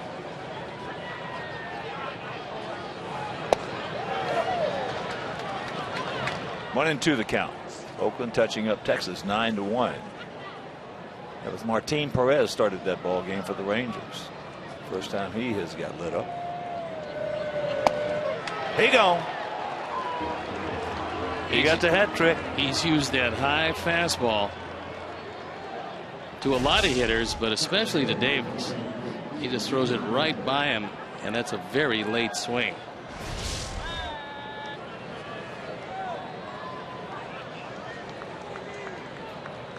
Austin beating Tampa Bay 6-2, top of the 8th at Fenway.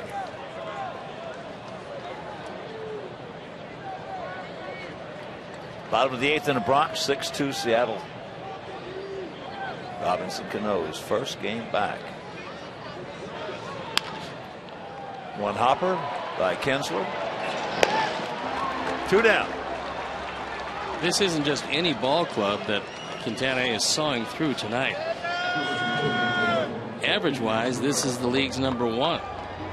Our ball club came into this one just 2 percentage points behind Detroit,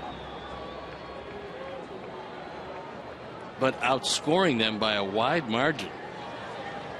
They're hitting .275 with 95 runs scored coming into tonight, now 96. Our ball club .273 with 153 runs scored. Cabrera takes strike 1. He had a swinging bunt single in the first and went out deep to right center in the 4th.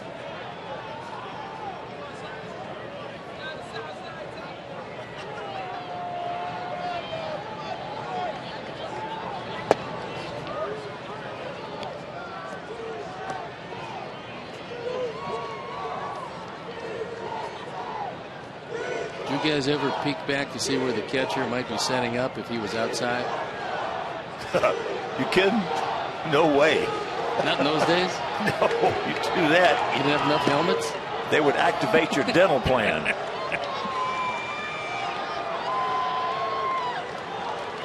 That wasn't even a thought.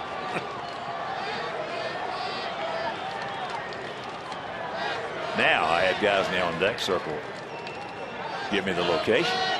That was good. Oh, yeah. And there's a breaking ball was ripped into center field, so the 2-out single. Yeah, against a right-handed pitcher. If the catcher moved to the inside, it was going to be a fastball. So they say, come on, Kenny. Or come on, Hawk. Whatever word we had.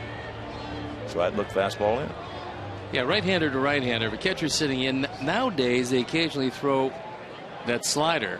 But then it was maybe 99% fastballs if you were sitting in right-hand hitter, right-hand pitcher. The only 2 pitchers that I saw that would throw breaking balls with the catcher sitting up inside. First of all, was Ferguson Jenkins when he came over to the Rangers. He won 25 ball games with Texas. He would have the catcher on certain guys set up inside and throw the breaking ball. As Victor can't get it. He had an RBI single. He's 1 for 2. And then the Cardinals had a right-hander that did it.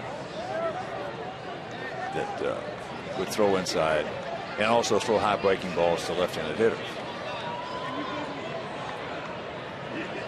Fergie Jenkins won 20 games 6 years in a row with the Cubs before going to Texas. No, people don't, to this day, he was under the radar. And outside of Chicago, people don't understand what a great pitcher he was. Pinpoint control, could throw that slider anywhere he wanted to. And he threw hard. That's what got me when I first faced him. I knew he had a good slider. I didn't realize how hard he threw.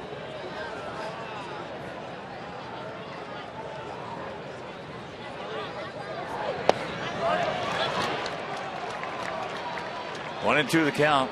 Yeah, you won all the games. He won 25 games easy with the Rangers. I think that was in '74, I believe, something along those lines. Maybe a little later. He was just a terrific pitcher. Hall of Famer.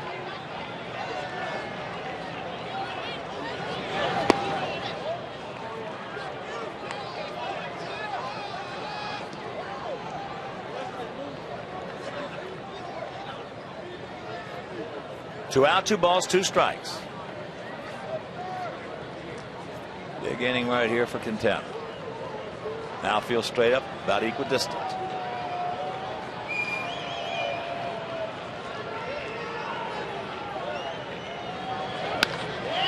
And there's a base hit. So 2 out singles by Cabrera and Martinez, and that'll bring up Torrey. Torrey is 0 for 2. A couple of strikeouts.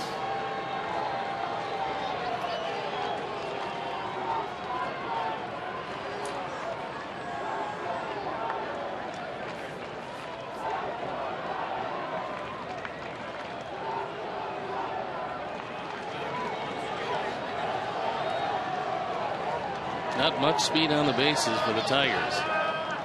2 guys that can really swing the bat.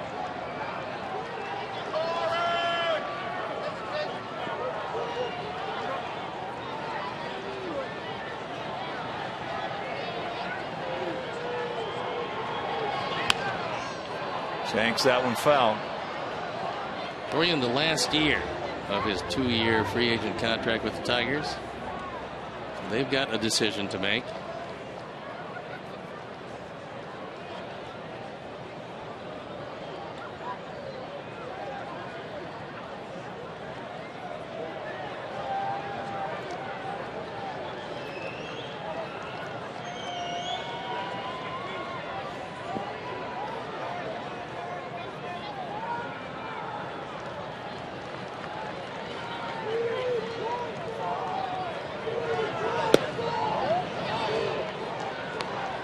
One to count to the veteran outfielder who has been,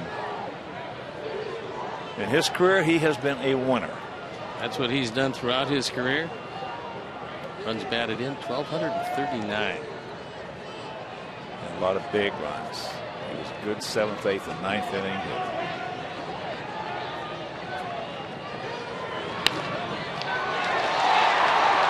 There's a base hit. So Cabrera's going to score. And it's a 3-2 ball game. So back-to-back singles. That's why this was a big inning for Quintana. RBI number 13 for Hunter.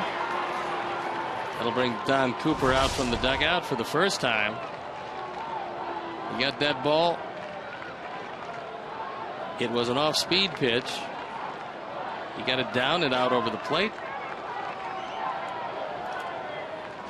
And it's a 1-run game.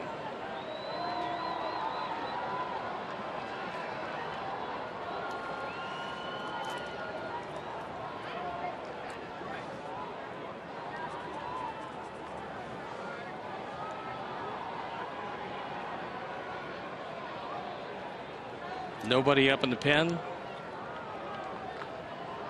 It's Hunter Wendelstedt and Torrey Hunter exchange views on that last base hit. And that'll bring up Austin Jackson, who struck out and popped to second.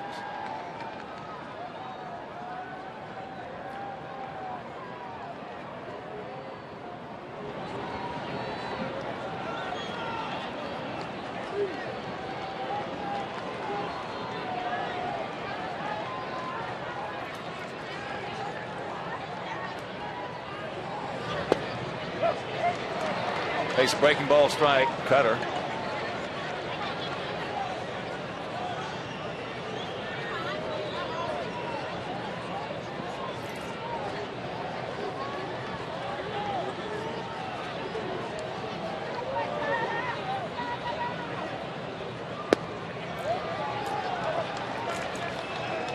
fastball away. So 1-1 to count.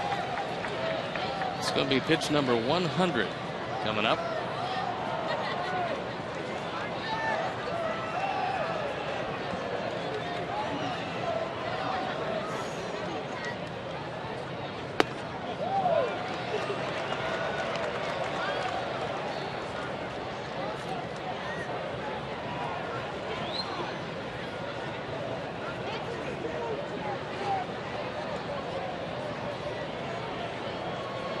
Victor Martinez, as he should, checking the outfielders and where they're set up. And there's a base hit. Hit the cutoff man. Well, it wasn't a cutoff man there to hit. Game is tied, so 4 consecutive base hits. RBI number 10 for Jackson.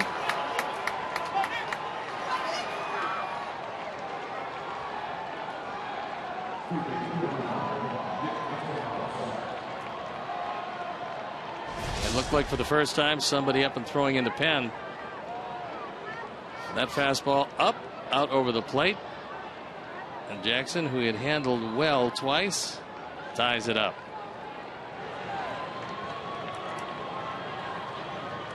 Tyler's going to kill a little time.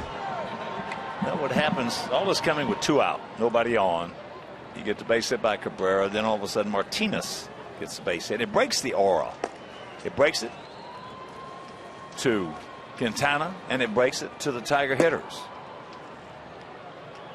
So Torre, who had struck out twice before, in a different state of mind. He's in a different mindset. He gets a base hit and RBI. Austin Jackson, who had struck out and popped up, he's in a different state of mind. So now he gets the base hit and drives in a run. That's why everything in this game is contagious.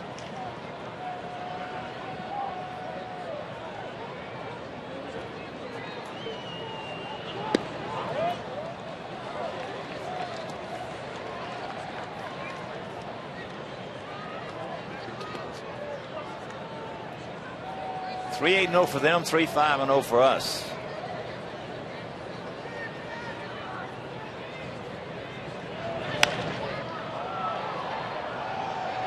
And it's Jake Petrichka loosening up in a hurry in the pen.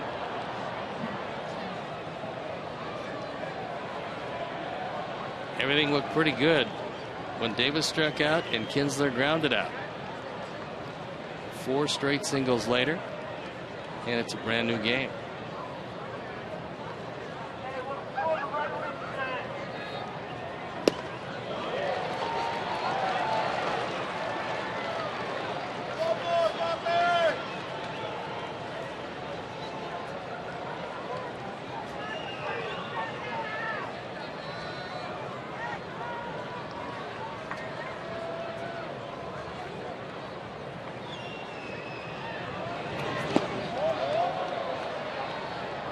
He did not go 2-2.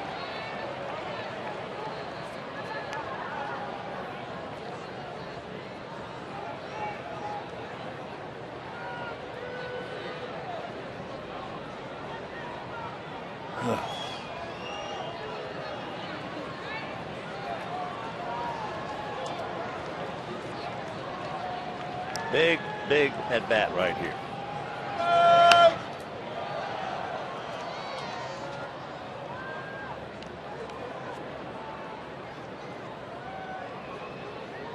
The main thing, as we saw in that Tiger series in Detroit, was get into that bullpen, which is something that's not easy to do with Verlander. He sailed through the 5th inning after having a tough 3rd. Not a real difficult 4th, a base hit, but Ramirez thrown out stealing.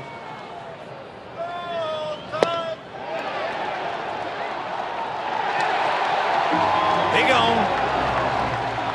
But they come up with a pair. We'll go to the bottom of the 6th, tied at 3.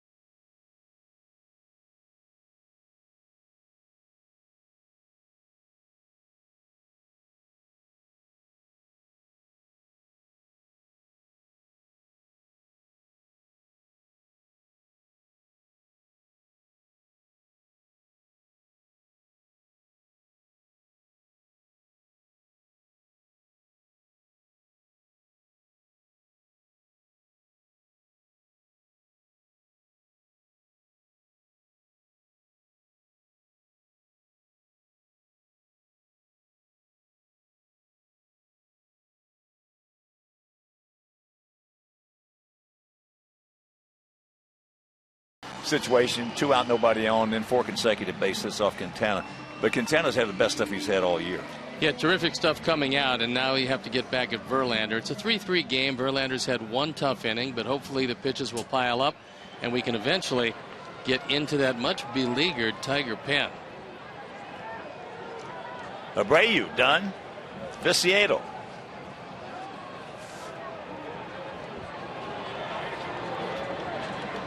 Jose is lined hard to Torrey Hunter in right center and struck out.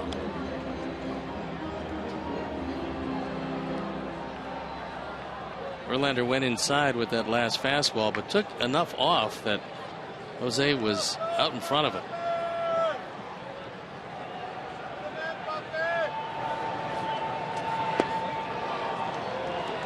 That was a straight change, and he had him out in front of it once again.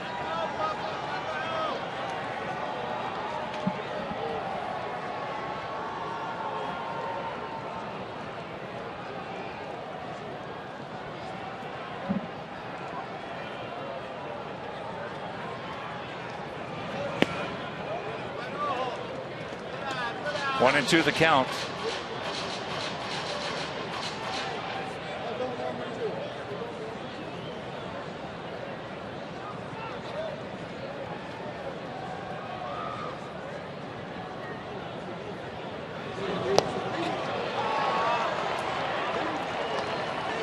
Another change.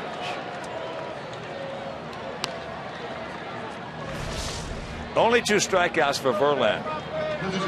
He had him looking at the fastball the first time up. That's all he threw him was fastballs, and Jose hit the ball awfully hard but lined out at Hunter. And since then, a cornucopia of off-speed pitches and no contact.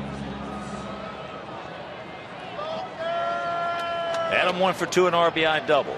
Picked up his 12th RBI.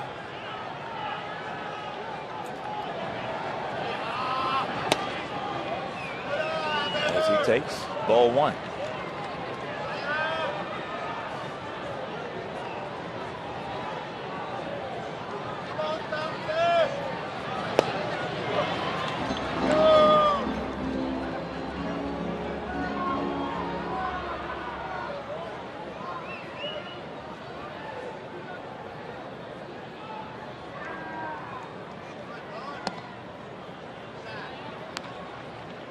Going 1 to count, Adam.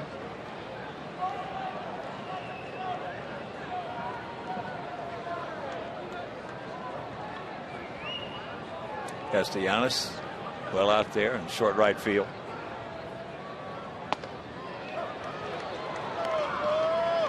As that pitch had the inside corner. So 2 balls, 2 strikes. That was the same location, but a little bit higher. And the pitch he doubled on in the 3rd. Curveball, no, and a full count. And tomorrow afternoon, making plans to be with us. It'll probably be a Hector Noesi for us against Max Scherzer for them. If you can't make it, that game will be over WGN.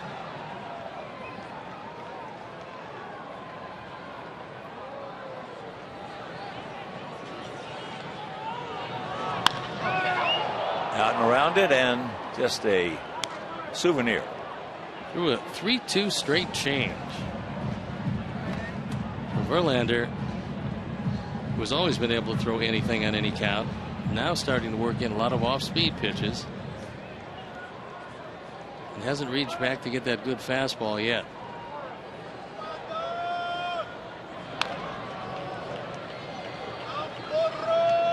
Two straight changes in a row fouled off. Well, he's thrown an awful lot of pitches the last 8 years. We saw a little of that fastball in the 3rd. He got aggravated and got it up to 96. And there you look at the line in this tie game. And there's ball 4.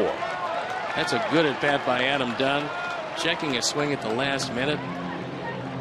So no semblance of a 3-2 fastball. 2 straight changes and a hook, and that hook tantalizingly dropped out of the zone. The longer he goes with the changes and the curveballs, the harder it's going to be to reach back and get that 96, 97. Here's Tank. He walked and grounded to second. Well, over the course of his career, Viciado's had some very good at-bats against Verlander. And there's a double play ball. We're into the 7th, tied at 3.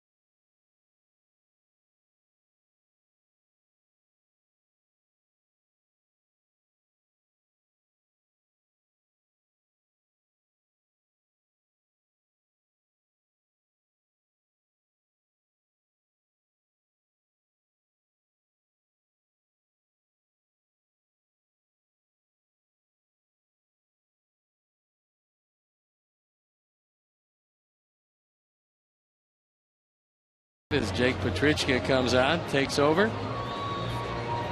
There you look at the numbers, pretty impressive so far. This the 9th time out for Jake, 2.70 ERA. Although he has given up 15 hits and 13 in the 3rd. He has kept them for the most part off the board. Well, Quintana had good stuff tonight.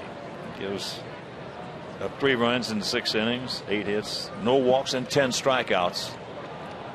Had a real good fastball, especially first few innings. As there is strike 1. Brian Holiday, who was 1 for 2. Jose Fan 5 of the first 6. Had really the big trouble inning in the 6th with the 4 hits. Yeah, 2 out, nobody on. Big inning for him. But no walks on a rainy night. A very good performance against a good team.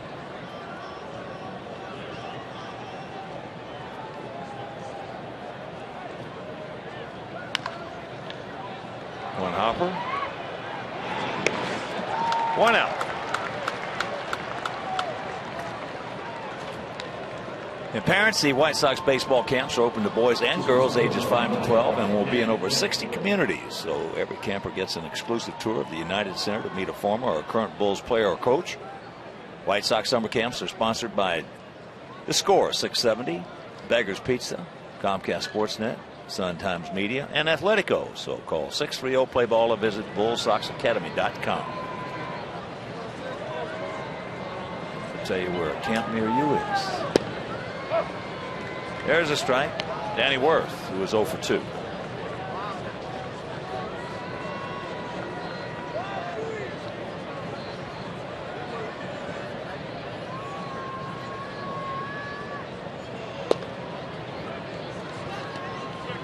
Off-speed pitch, low and away. You mentioned Miami shut out Atlanta 9-0. Fernandez, 4-1, the winner. He's 4-1 with a 1.59 ERA.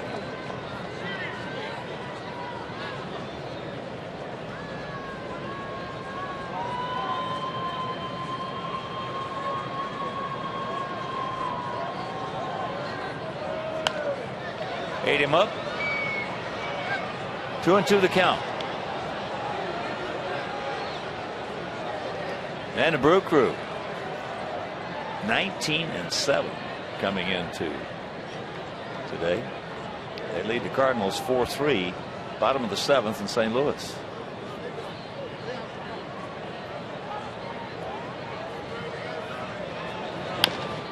Chopper up the middle. Got it. Big arm of Beckham. 2 down. Actually did a nice job of crossing in front and realizing that he couldn't get a whole lot on the throw, so he allows Gordon to take it, gets out of the way. Gordon gets it there, an eyelash ahead of Worth.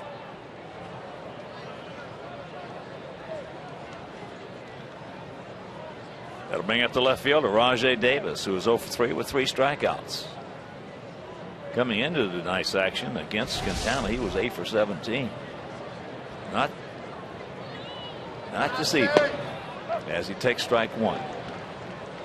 Simeon in close enough at third. Take away a bunt attempt. Davis got pretty decent power, however.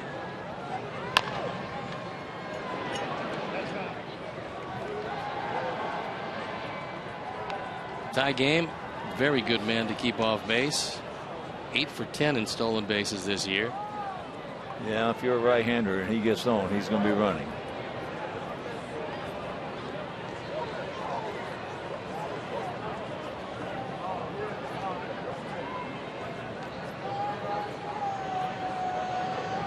Yes, he did.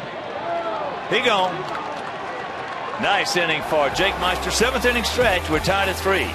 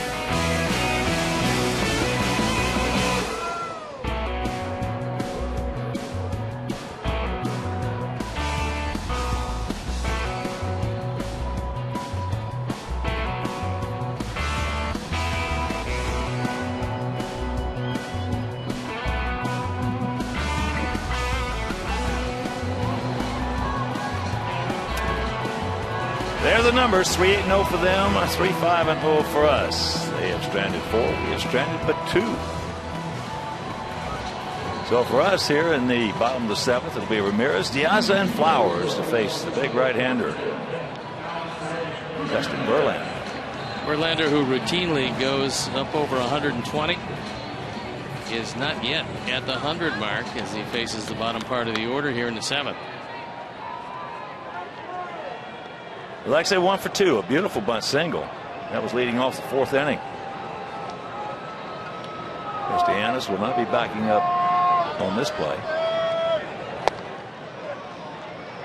As there's ball 1. Al Albuquerque loosening up in the pen. Here the slider, Albuquerque's. He throws a lot of them. This would fall into the anybody but Verlander category. Get him out, get the pen in, but that's easier said than done.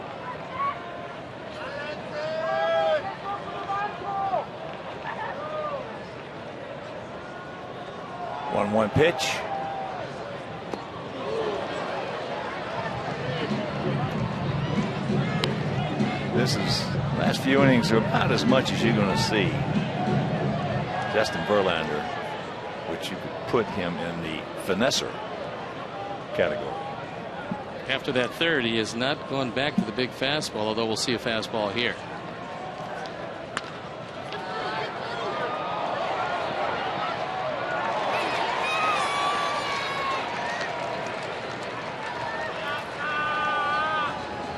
So 1 out. And you can enjoy US Cellular Field just like a player. You can play catch in the outfield, warm up in the bullpens, visit the dugouts, and much more. So join us for Family Field Day on June 21st and support Chicago White Sox charities. For tickets, visit whitesoxcharities.org.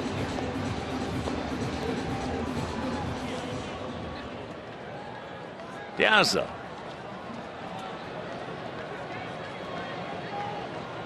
Alejandro's gone out to center and popped up to Danny Worth at shortstop.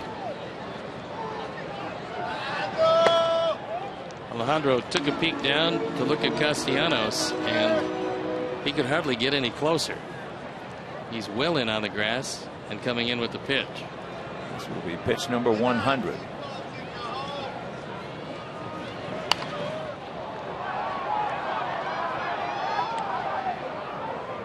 He threw a high straight change. Was lucky to get away with it.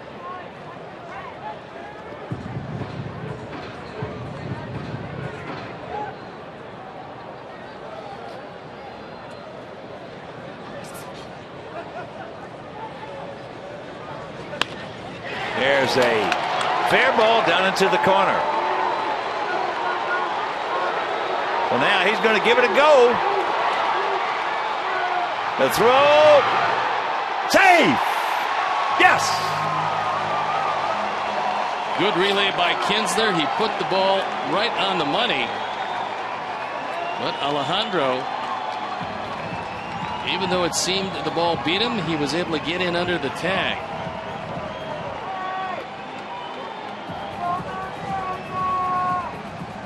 Good hustle by Diaza, who might have had the wind knocked out of him. He got another changeup and he got it down, which is exactly where he'd like it. That represents a go-ahead run, and it's 90 feet away. Two good relays, and Kinsler puts it on the money, but just a touch late. So here's Tyler with that infield in. Tyler 0 for 2. He's going out to right and grounded to short.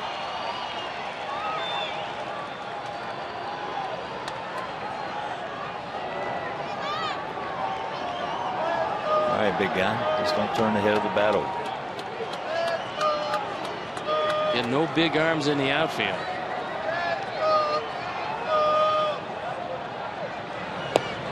Lays off the hook.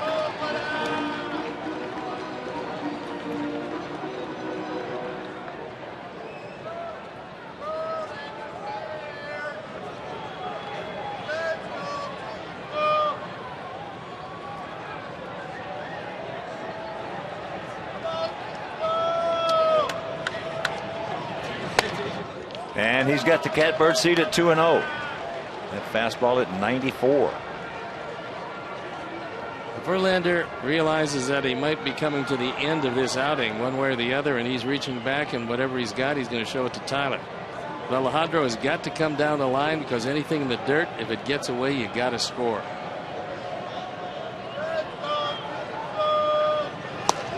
Free and 0. He's got 94 and 95 on the last two with Marcus Semien in the on-deck circle.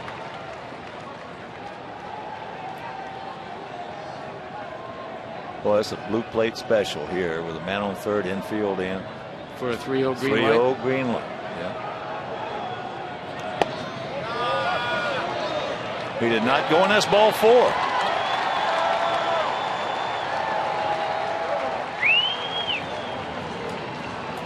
So here's Marcus. Third walk given up by Verlander. And it appeared that he was not going to give Tyler Flowers, who has been red hot, anything to hit. Now they're moving him back.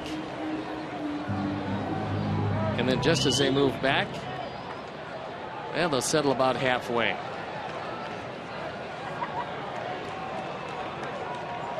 He'll be back in regular double play depth. Not going to be easy to double Simeon, however. First pitch strike. Marcus 1 for 2. Started off that 3-run third with a 1-out single. He's pulled the ball twice to the left side. And it's somewhat surprising that Worth is playing pretty much up the middle with that pretty nice hole on the left side of the infield.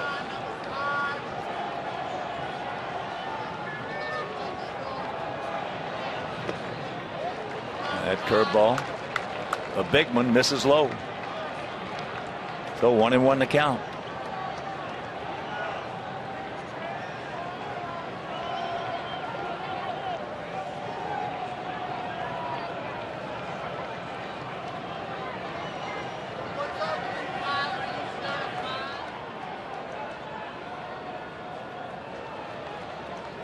Big pitch right here, the 1-1.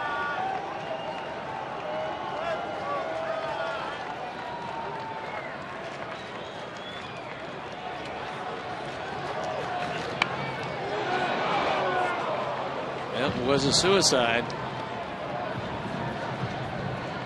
And it was a slider. It was up and in. It was out of the strike zone. But you got to make some contact. That was a safety squeeze. Piazza was not running. If Marcus gets a good bunt down, then he'll try to score. He didn't.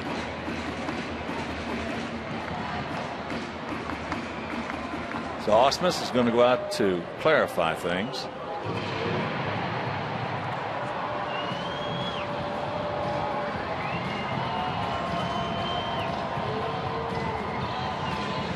One thing they do not have to worry about, obviously, is what happens if Tyler takes off.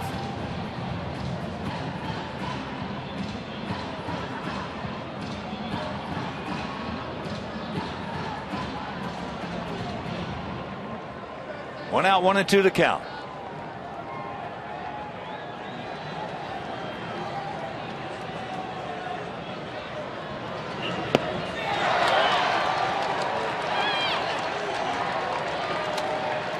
Two down, and it's up to Adam Eaton.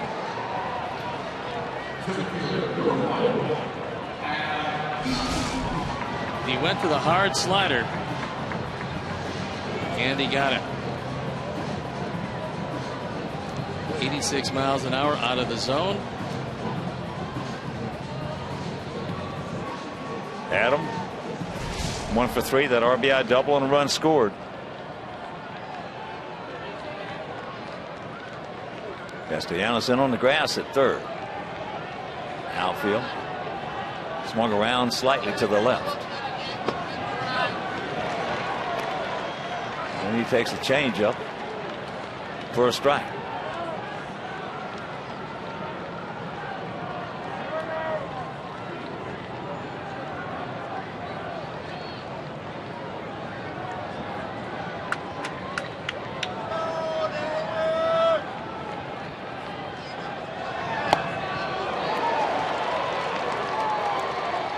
To the count.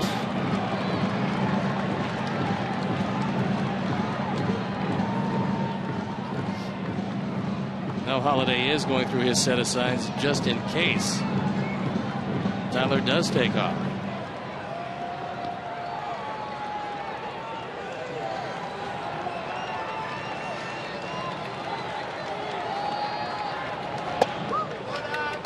Way high. Right man, right time, right place, right now, Adam.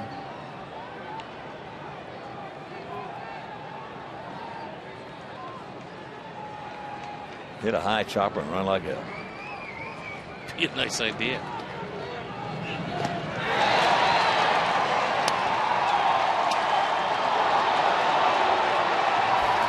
All right, we had a great opportunity there. A 1-out triple by Diaz. Can't do anything with it.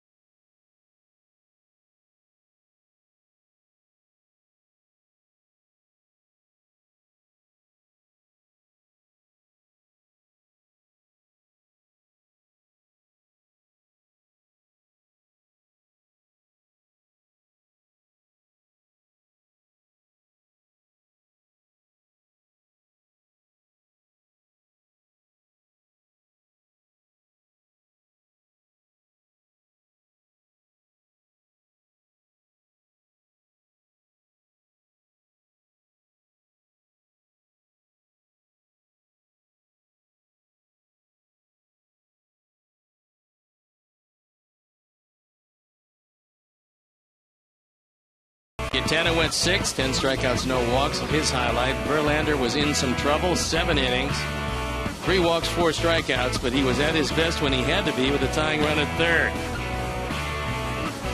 Start something special with great leases and low financing on a new Honda. Visit shophonda.com or your local Honda dealers. And Ronald Belisario comes in the game. He's 1-2, the ERA, 7.24, on for the 13th time. He started out very shaky. Lately, he has thrown the ball very well. Nice inning by Jake Petrichka in relief of Quintana. So now, as far as the Sox is concerned, the game in the hands of the bullpen. Kinsler, Cabrera, and Martinez.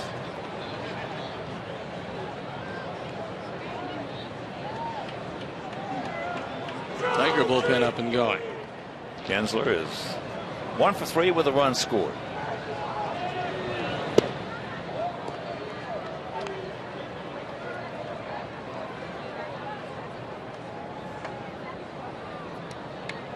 Final from St. Louis, Milwaukee in 12 innings beats the Cardinals 5-3.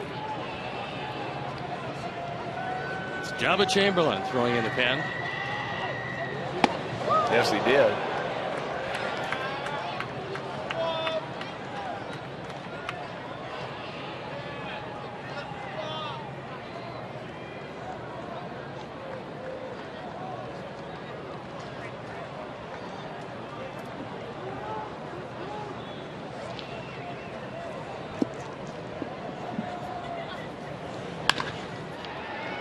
Alexei, right over the top, sets, guns, yes.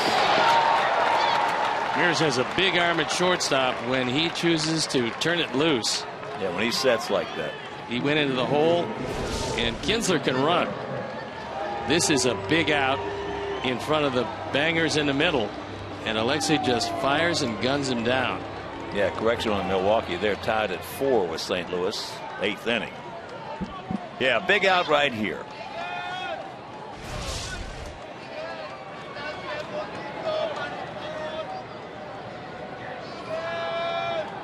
Outfield error.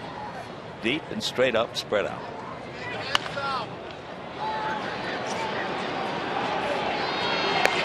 Big out, 2 down.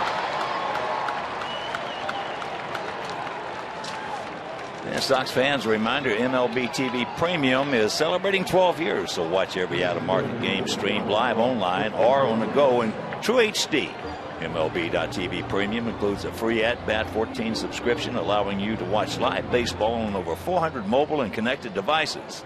Blackout and other restrictions may apply, so WhiteSox.com for details. Well, it's nice to see Victor Martinez come up with nobody on. He is one of the truly great clutch hitters in the game. Does have a couple of hits, a run batted in, and a run scored. And has been for the last 10 years.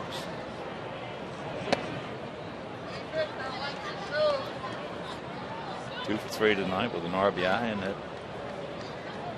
he's just very, very comfortable in the 7th, 8th, and 9th innings. Much better right-hand hitter. That's how he's come to bat tonight. First time he's turned around, hit from the left side, where he's hitting .276.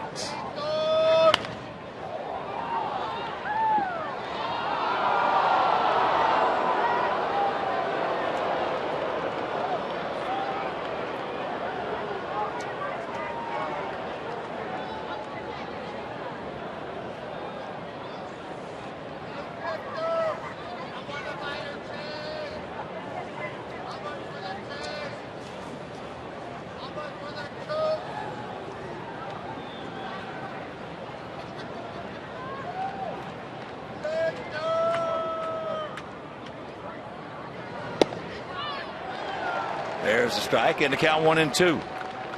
That was a good hard slider. 87. Caught the inner third.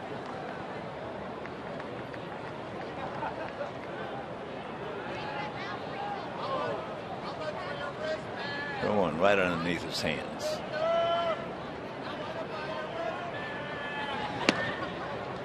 Outside, 2-2.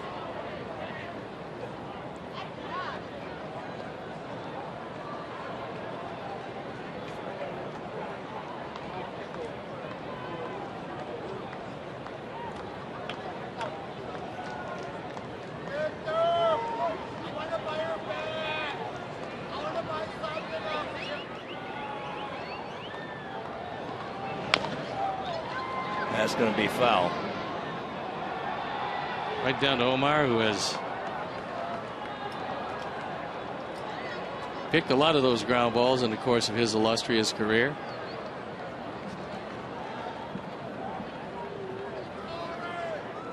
There's a look at one of the truly great defenders and a guy who just made himself a very good hitter. Got better the older he got. Well, the best I ever saw. They find you in that hole with a man on first base and the first baseman holding him on. One of the best. When he first came up in Seattle, you could knock the bat right out of his hand. That didn't last that long. No. Of course, Seattle couldn't live without Felix Fermin, so they traded him to the Indians for Felix.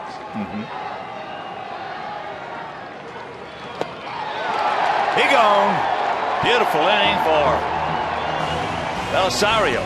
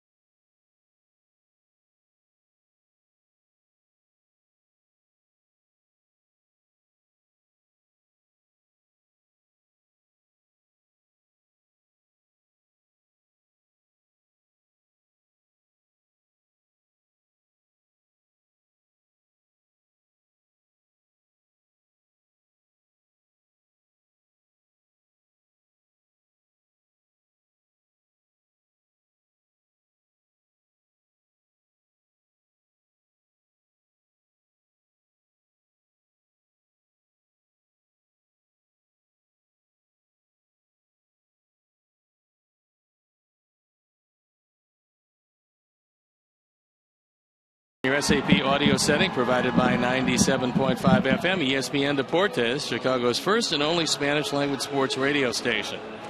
Justin Verlander in a jam with a go-ahead run at third base. Gets two big strikeouts, one of Marcus Semien, the other of Adam Eaton. Those would be the last two men that Verlander would face. So he leaves the game and Jabba Chamberlain comes into the game. And there's a look at Chamberlain. He's 0-1, the ERA 5.40, on for the 11th time. 8 1/3, 11 hits, 5 earned runs. Fan 12, walked 2. We faced him a couple of times in Detroit. The second time, he walked himself into trouble. And he comes into a tie game. So both starters will pick up no decisions. And now the game is in the hands of the bullpen for both teams. Gordon Beckham will start us off right here. He's 1 for 3 with an RBI and a run scored.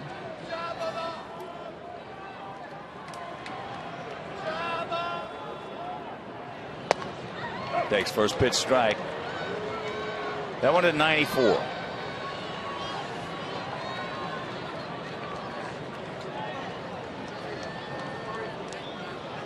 Gordon has faced Chamberlain 5 times, has 1 hit. And that 1 hit was a home run.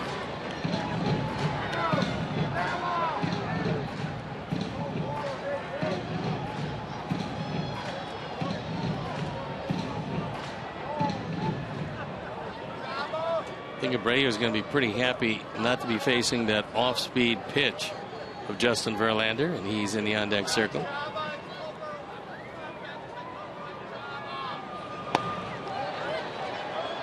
Yes, he did.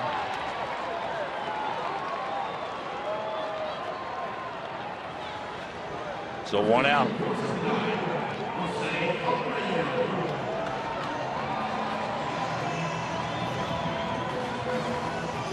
And here's Jose.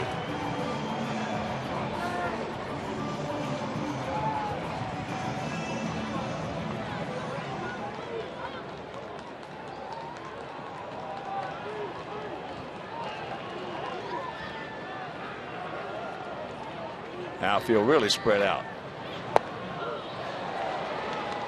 Hard slider, and he swung well over the top of it.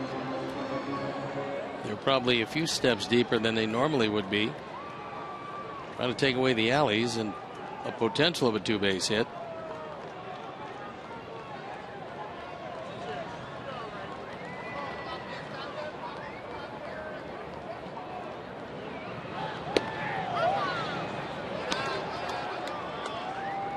Count evens at 1.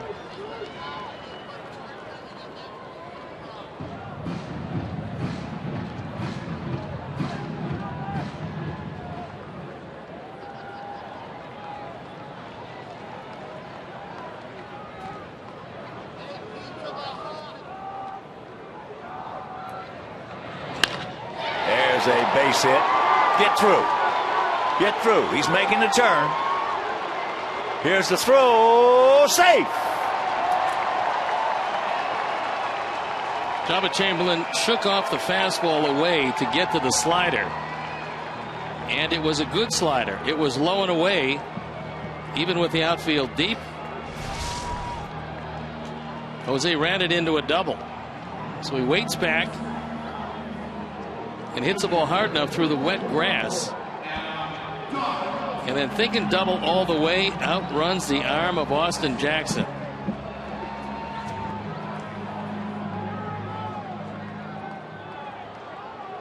So they're going to put Adam on as you look at Abreu going in, picking up his 7th 2-bagger. Adams 1 for 2, an RBI double, and then last time up in the 6th inning had a good at bat against Verlander and drew a walk.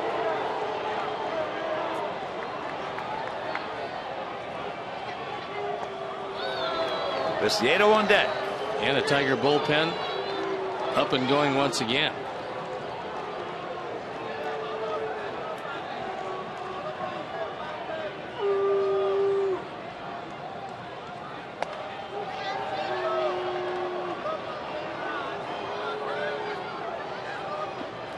It's Ian Kroll. Naperville.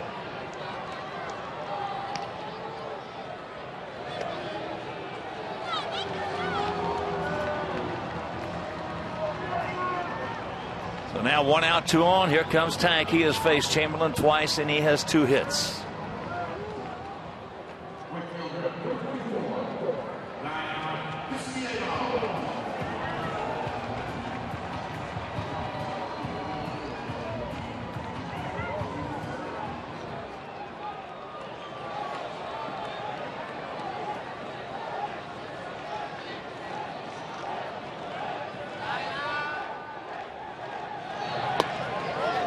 Breaking ball misses.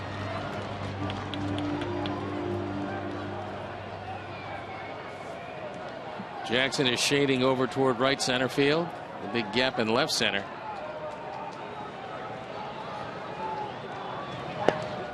Now he's got the catbird seat.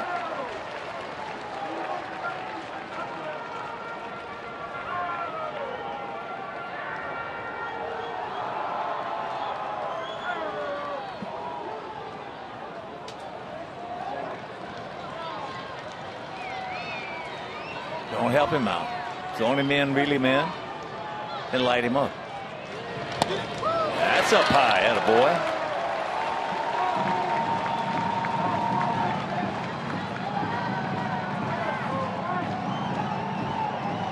Alexei Ramirez in the on-deck circle. He's got a base hit tonight.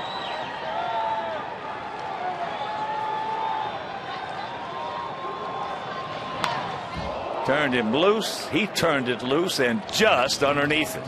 Well, that was a fastball you wanted to hit. It was on the outer third at 92. Just under it.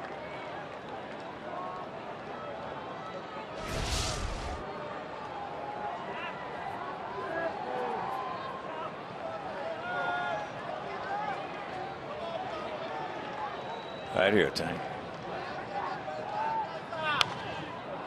Full count.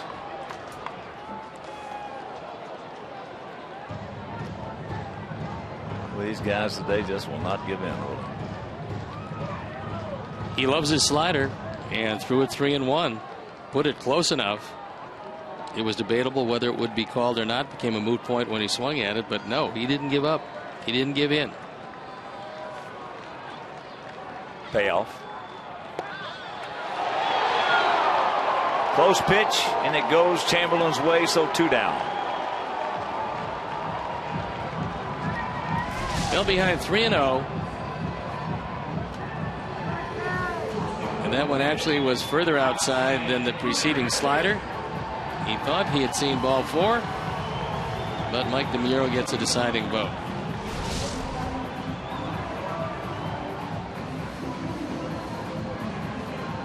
Here's Alexei.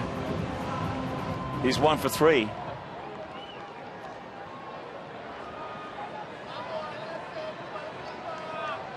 Tigers in the outfield. For the most part, straight up, spread out. That's a fair ball. Now it rolls foul. Wise play by Holliday, because knowing the speed of Ramirez, had he jumped on it right away, you can make a play. But as this rolled, he figured he would have to take a look at it and risk the base hit. He saw the spin, and as soon as it rolled foul, he made sure it stayed foul.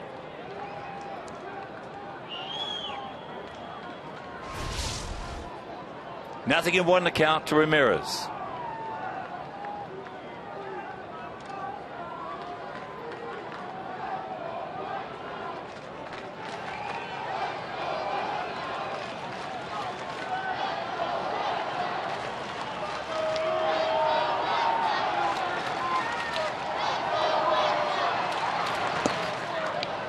Lays off that one.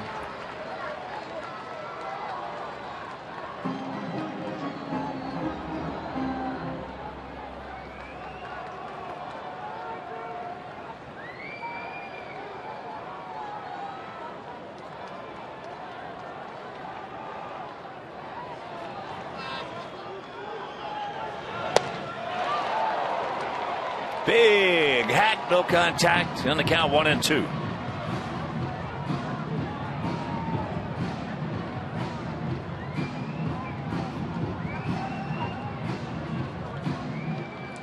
Chamberlain with the upper hand.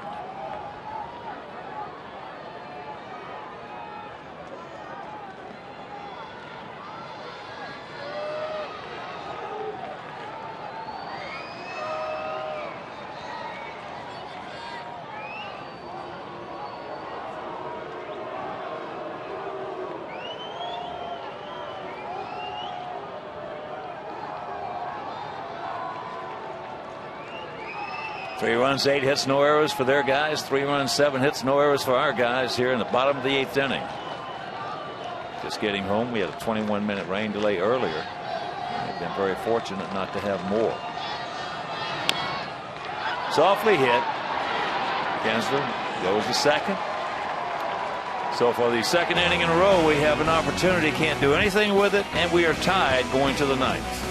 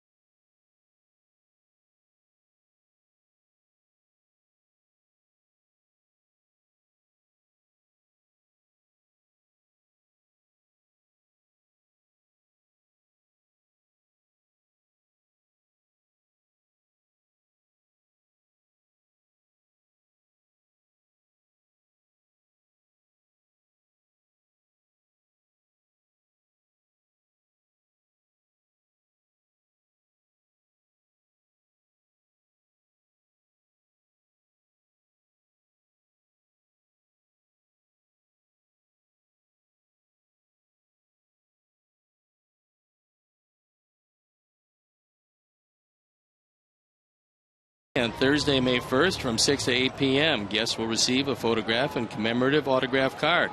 Lucky fans 21 and over can enter for a chance to win a White Sox Miller Lite hoodie or hat and register for a chance to play softball at the U.S. Cellular Field.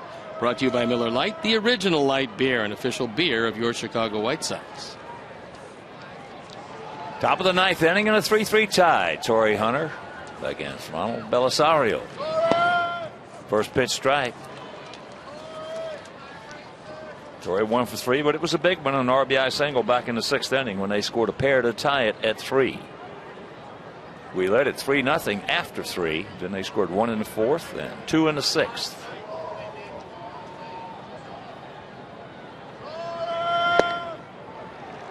Oh, and 2 the count. Belisario's sinker is really moving well and has been probably the last 5-6 times out.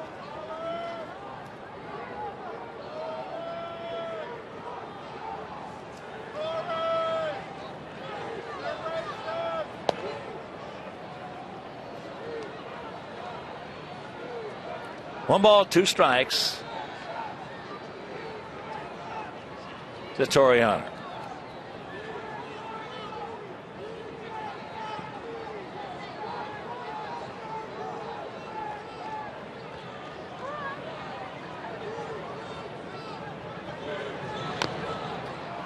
Just did get a piece of it.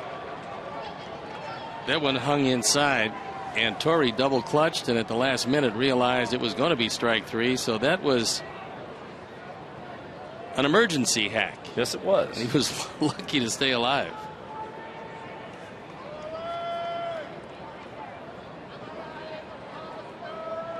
Sometimes those emergency swings work. Most of the time they don't. Out in front, over into our dugout. Joe Pausback able to get out of the way of that.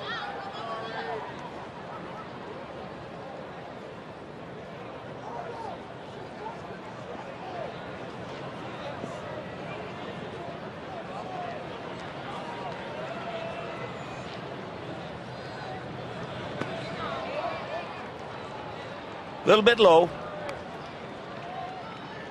So 2 balls, 2 strikes. And once again, make your plans to be with us tomorrow afternoon. Finale of this 2-game set and this homestand. It'll probably be Hector Noesi for us against Max Scherzer for them. And that game will be over WGN if you can't make it to the ballpark. And another foul at the plate.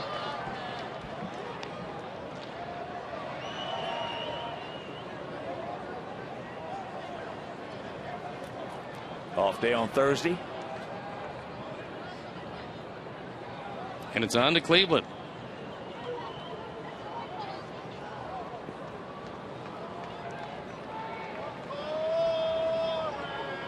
Three days in Cleveland. And that almost got Austin Jackson in the on-deck circle. Another emergency hack. Go to Cleveland for 3 days and come back. Go to Wrigley for 2 days on the 5th and 6th. Then on the 7th and 8th, we're right back here to start a 5-game homestand. 7th and 8th with the Cubs and 3 with the D-backs before hitting the road to Oakland, Houston, and Kansas City. He gone. He went back to the sinker, and at 94, the way this is moving, you either lay off or you strike out. Well, Belisario's stuff is electric tonight. He's been the stabilizer in that bullpen. He's the one that came to first. When nobody could get the ball over the plate, Ronald started to get the ball over the plate and became the 7th inning guy.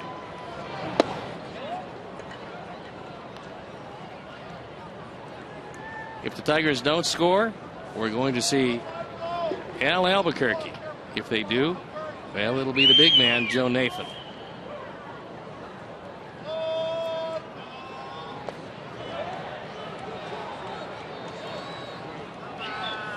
To 2-0 the count to Austin Jackson, who also had an RBI single back in the 6th. He's 1 for 3.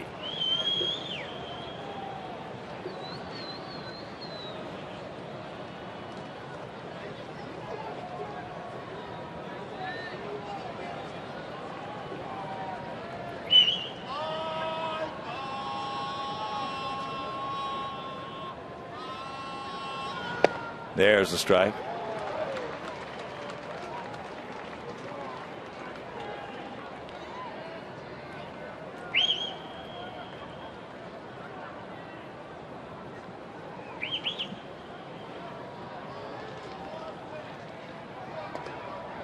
Little different action on that delivery. Misses. So it's 3-1.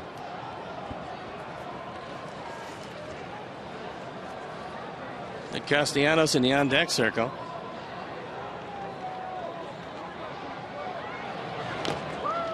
And a full count.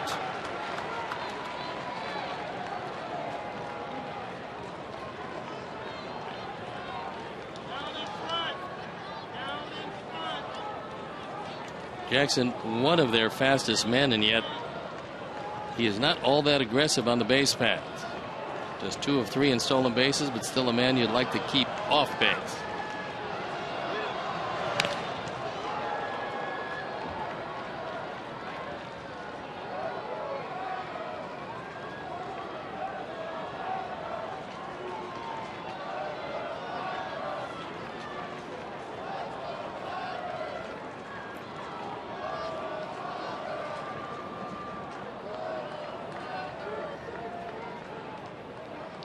And once again, the payoff pitch.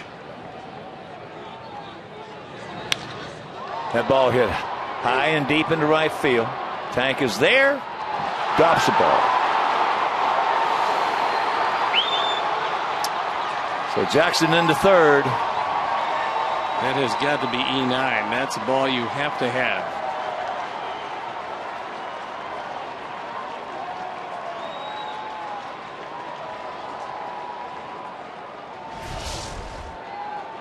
Take another look at it. He was able to take a sinker, go down and get it. Viciedo is right there. He just misses it.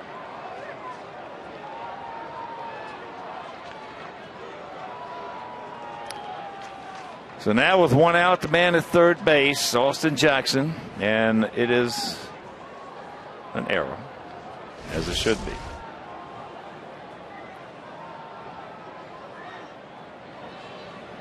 Infield in. Castellanos 0 for 3. Can't get it, and the count 0-1. With the movement of Belisario, Tyler Flowers has got to dig anything out of the dirt.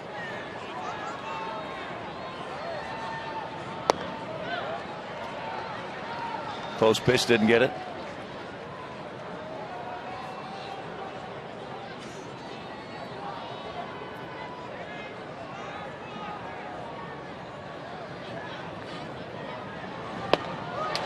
And the count 1-2.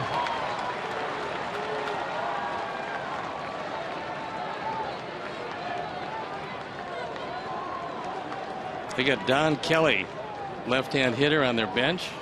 He's hitting over 300 and a possible pinch hitter.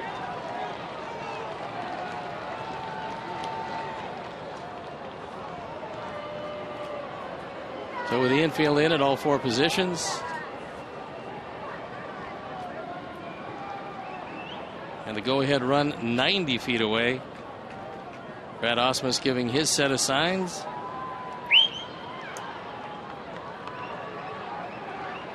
Take him right here.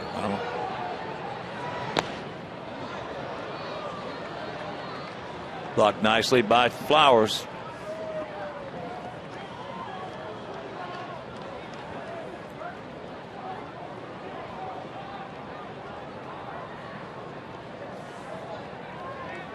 Holiday in the on-deck circle. They do have Alex Avila.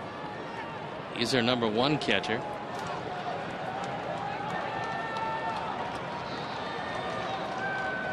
Two pitch. He goes. 2 down. Big sinker at 95.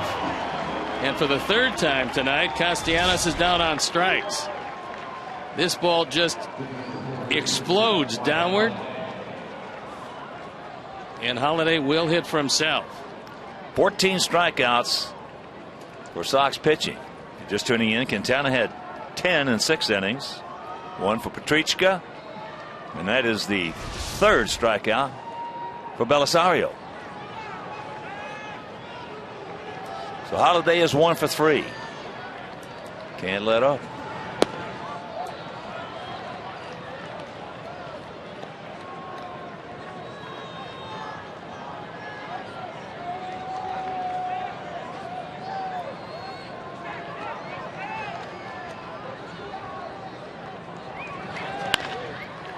Out around it and chops it foul.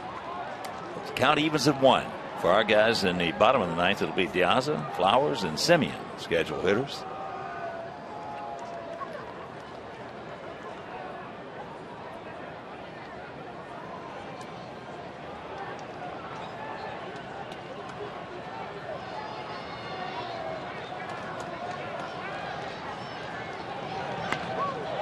There's a bunt. It's a good one. And they lead it 4-3. Just a terrific play by Holiday. He got it down. Totally unexpected. RBI number 2. And Belisario does the best he possibly can to make the play and throw him out of first base, but cannot get it there in time. Just a heads up effort and execution.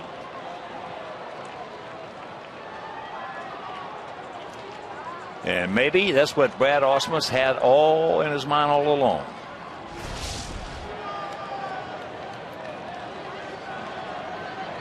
If you have a guy who can lay it down and get it into fair territory, I don't think anybody's going to make that play. Well, they're not. And that's the reason I said that, is because he's got Kelly and Avila, 2 left-handed hitters. 0-1 to count to Worth, and an excellent effort by Belisario. So the error has allowed the unearned run to cross home plate. 4-9-0 for them, 3-7-1 for us.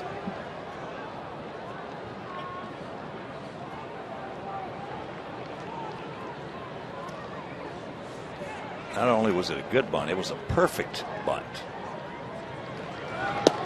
There he goes on a delayed steal. Who is this guy? Guy who can run and bunt. Evidently. And throw a couple of surprise parties.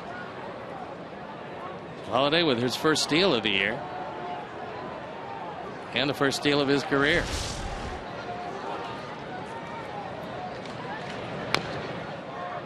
Count hangs at 1-2.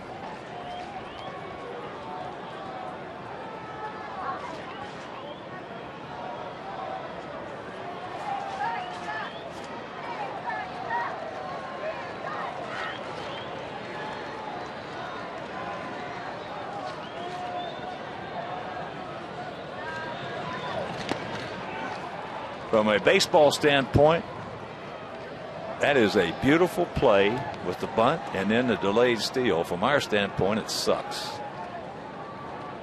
Well, unfortunately, to that point, it had been an errorless game, and this error this inning could prove very costly. Our kids will not quit. We know that.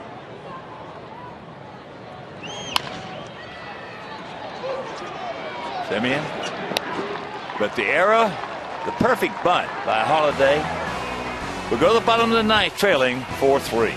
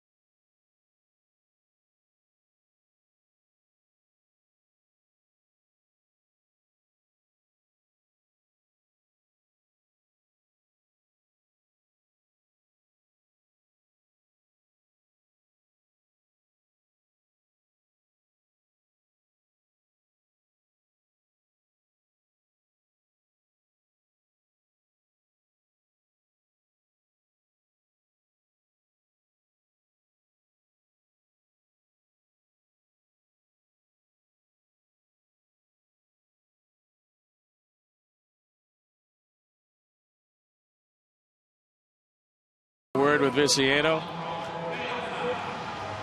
Had a hit off the end of his glove.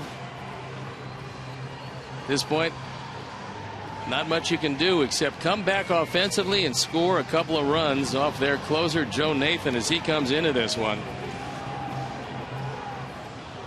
Nathan, 2-0, the ERA over 5.5, on for the 11th time, looking for save number 5. And his control has not been particularly good this year. Well, we can get him. Here's Viciedo. He's 1 for 3 with a triple. Corner's in close.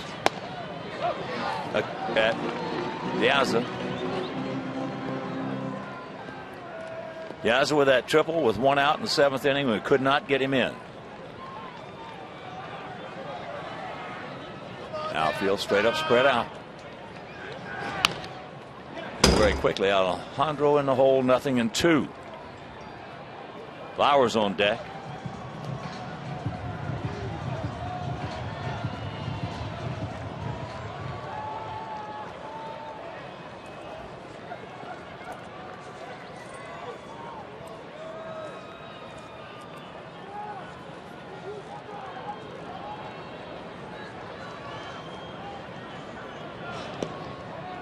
Yeah, that's low.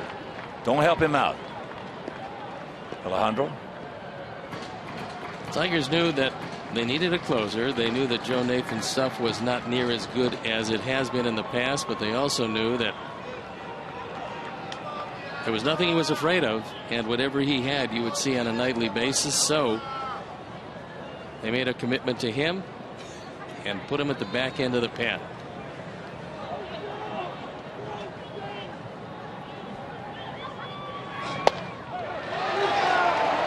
Backdoor slider, and he got him. 1 out.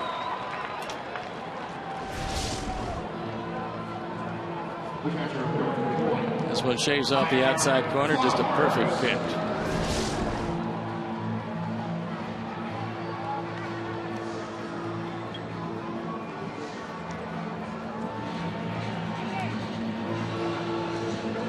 Tyler 0 for 2 versus Joe Nathan.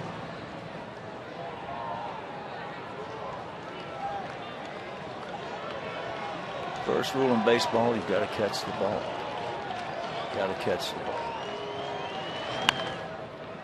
Out and around it, chops it foul.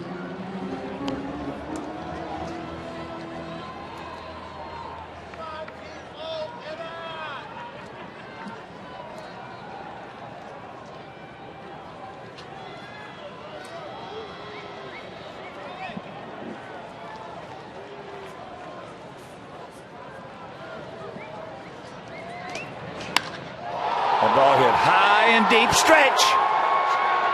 Stretch. Dadgummit. There is no wind whatsoever. After the storms came through, the winds died down, and Tyler took it as far as he could take it and keep it in the ballpark. So Jackson goes back almost as deep as he could go and makes the catch with a step to spare, and that'll bring up Paul Konerko. Nathan knows he's lucky to get away with that one. So here's Paulie. Paulie has homered off Nathan in the past. He's 3 for 17.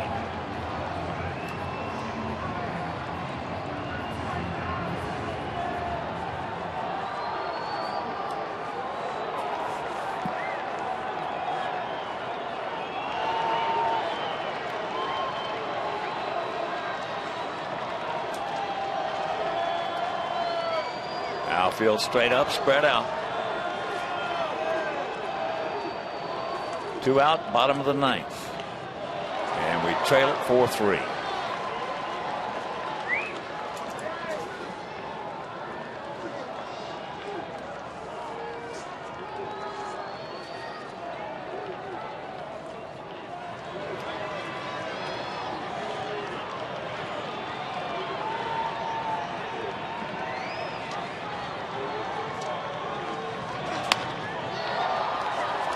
When that ball comes down, this ball game will be over. So a gift. We give the Tigers a gift. 9-earned run in the top of the 9th inning. They win it 4-3, and we'll be back.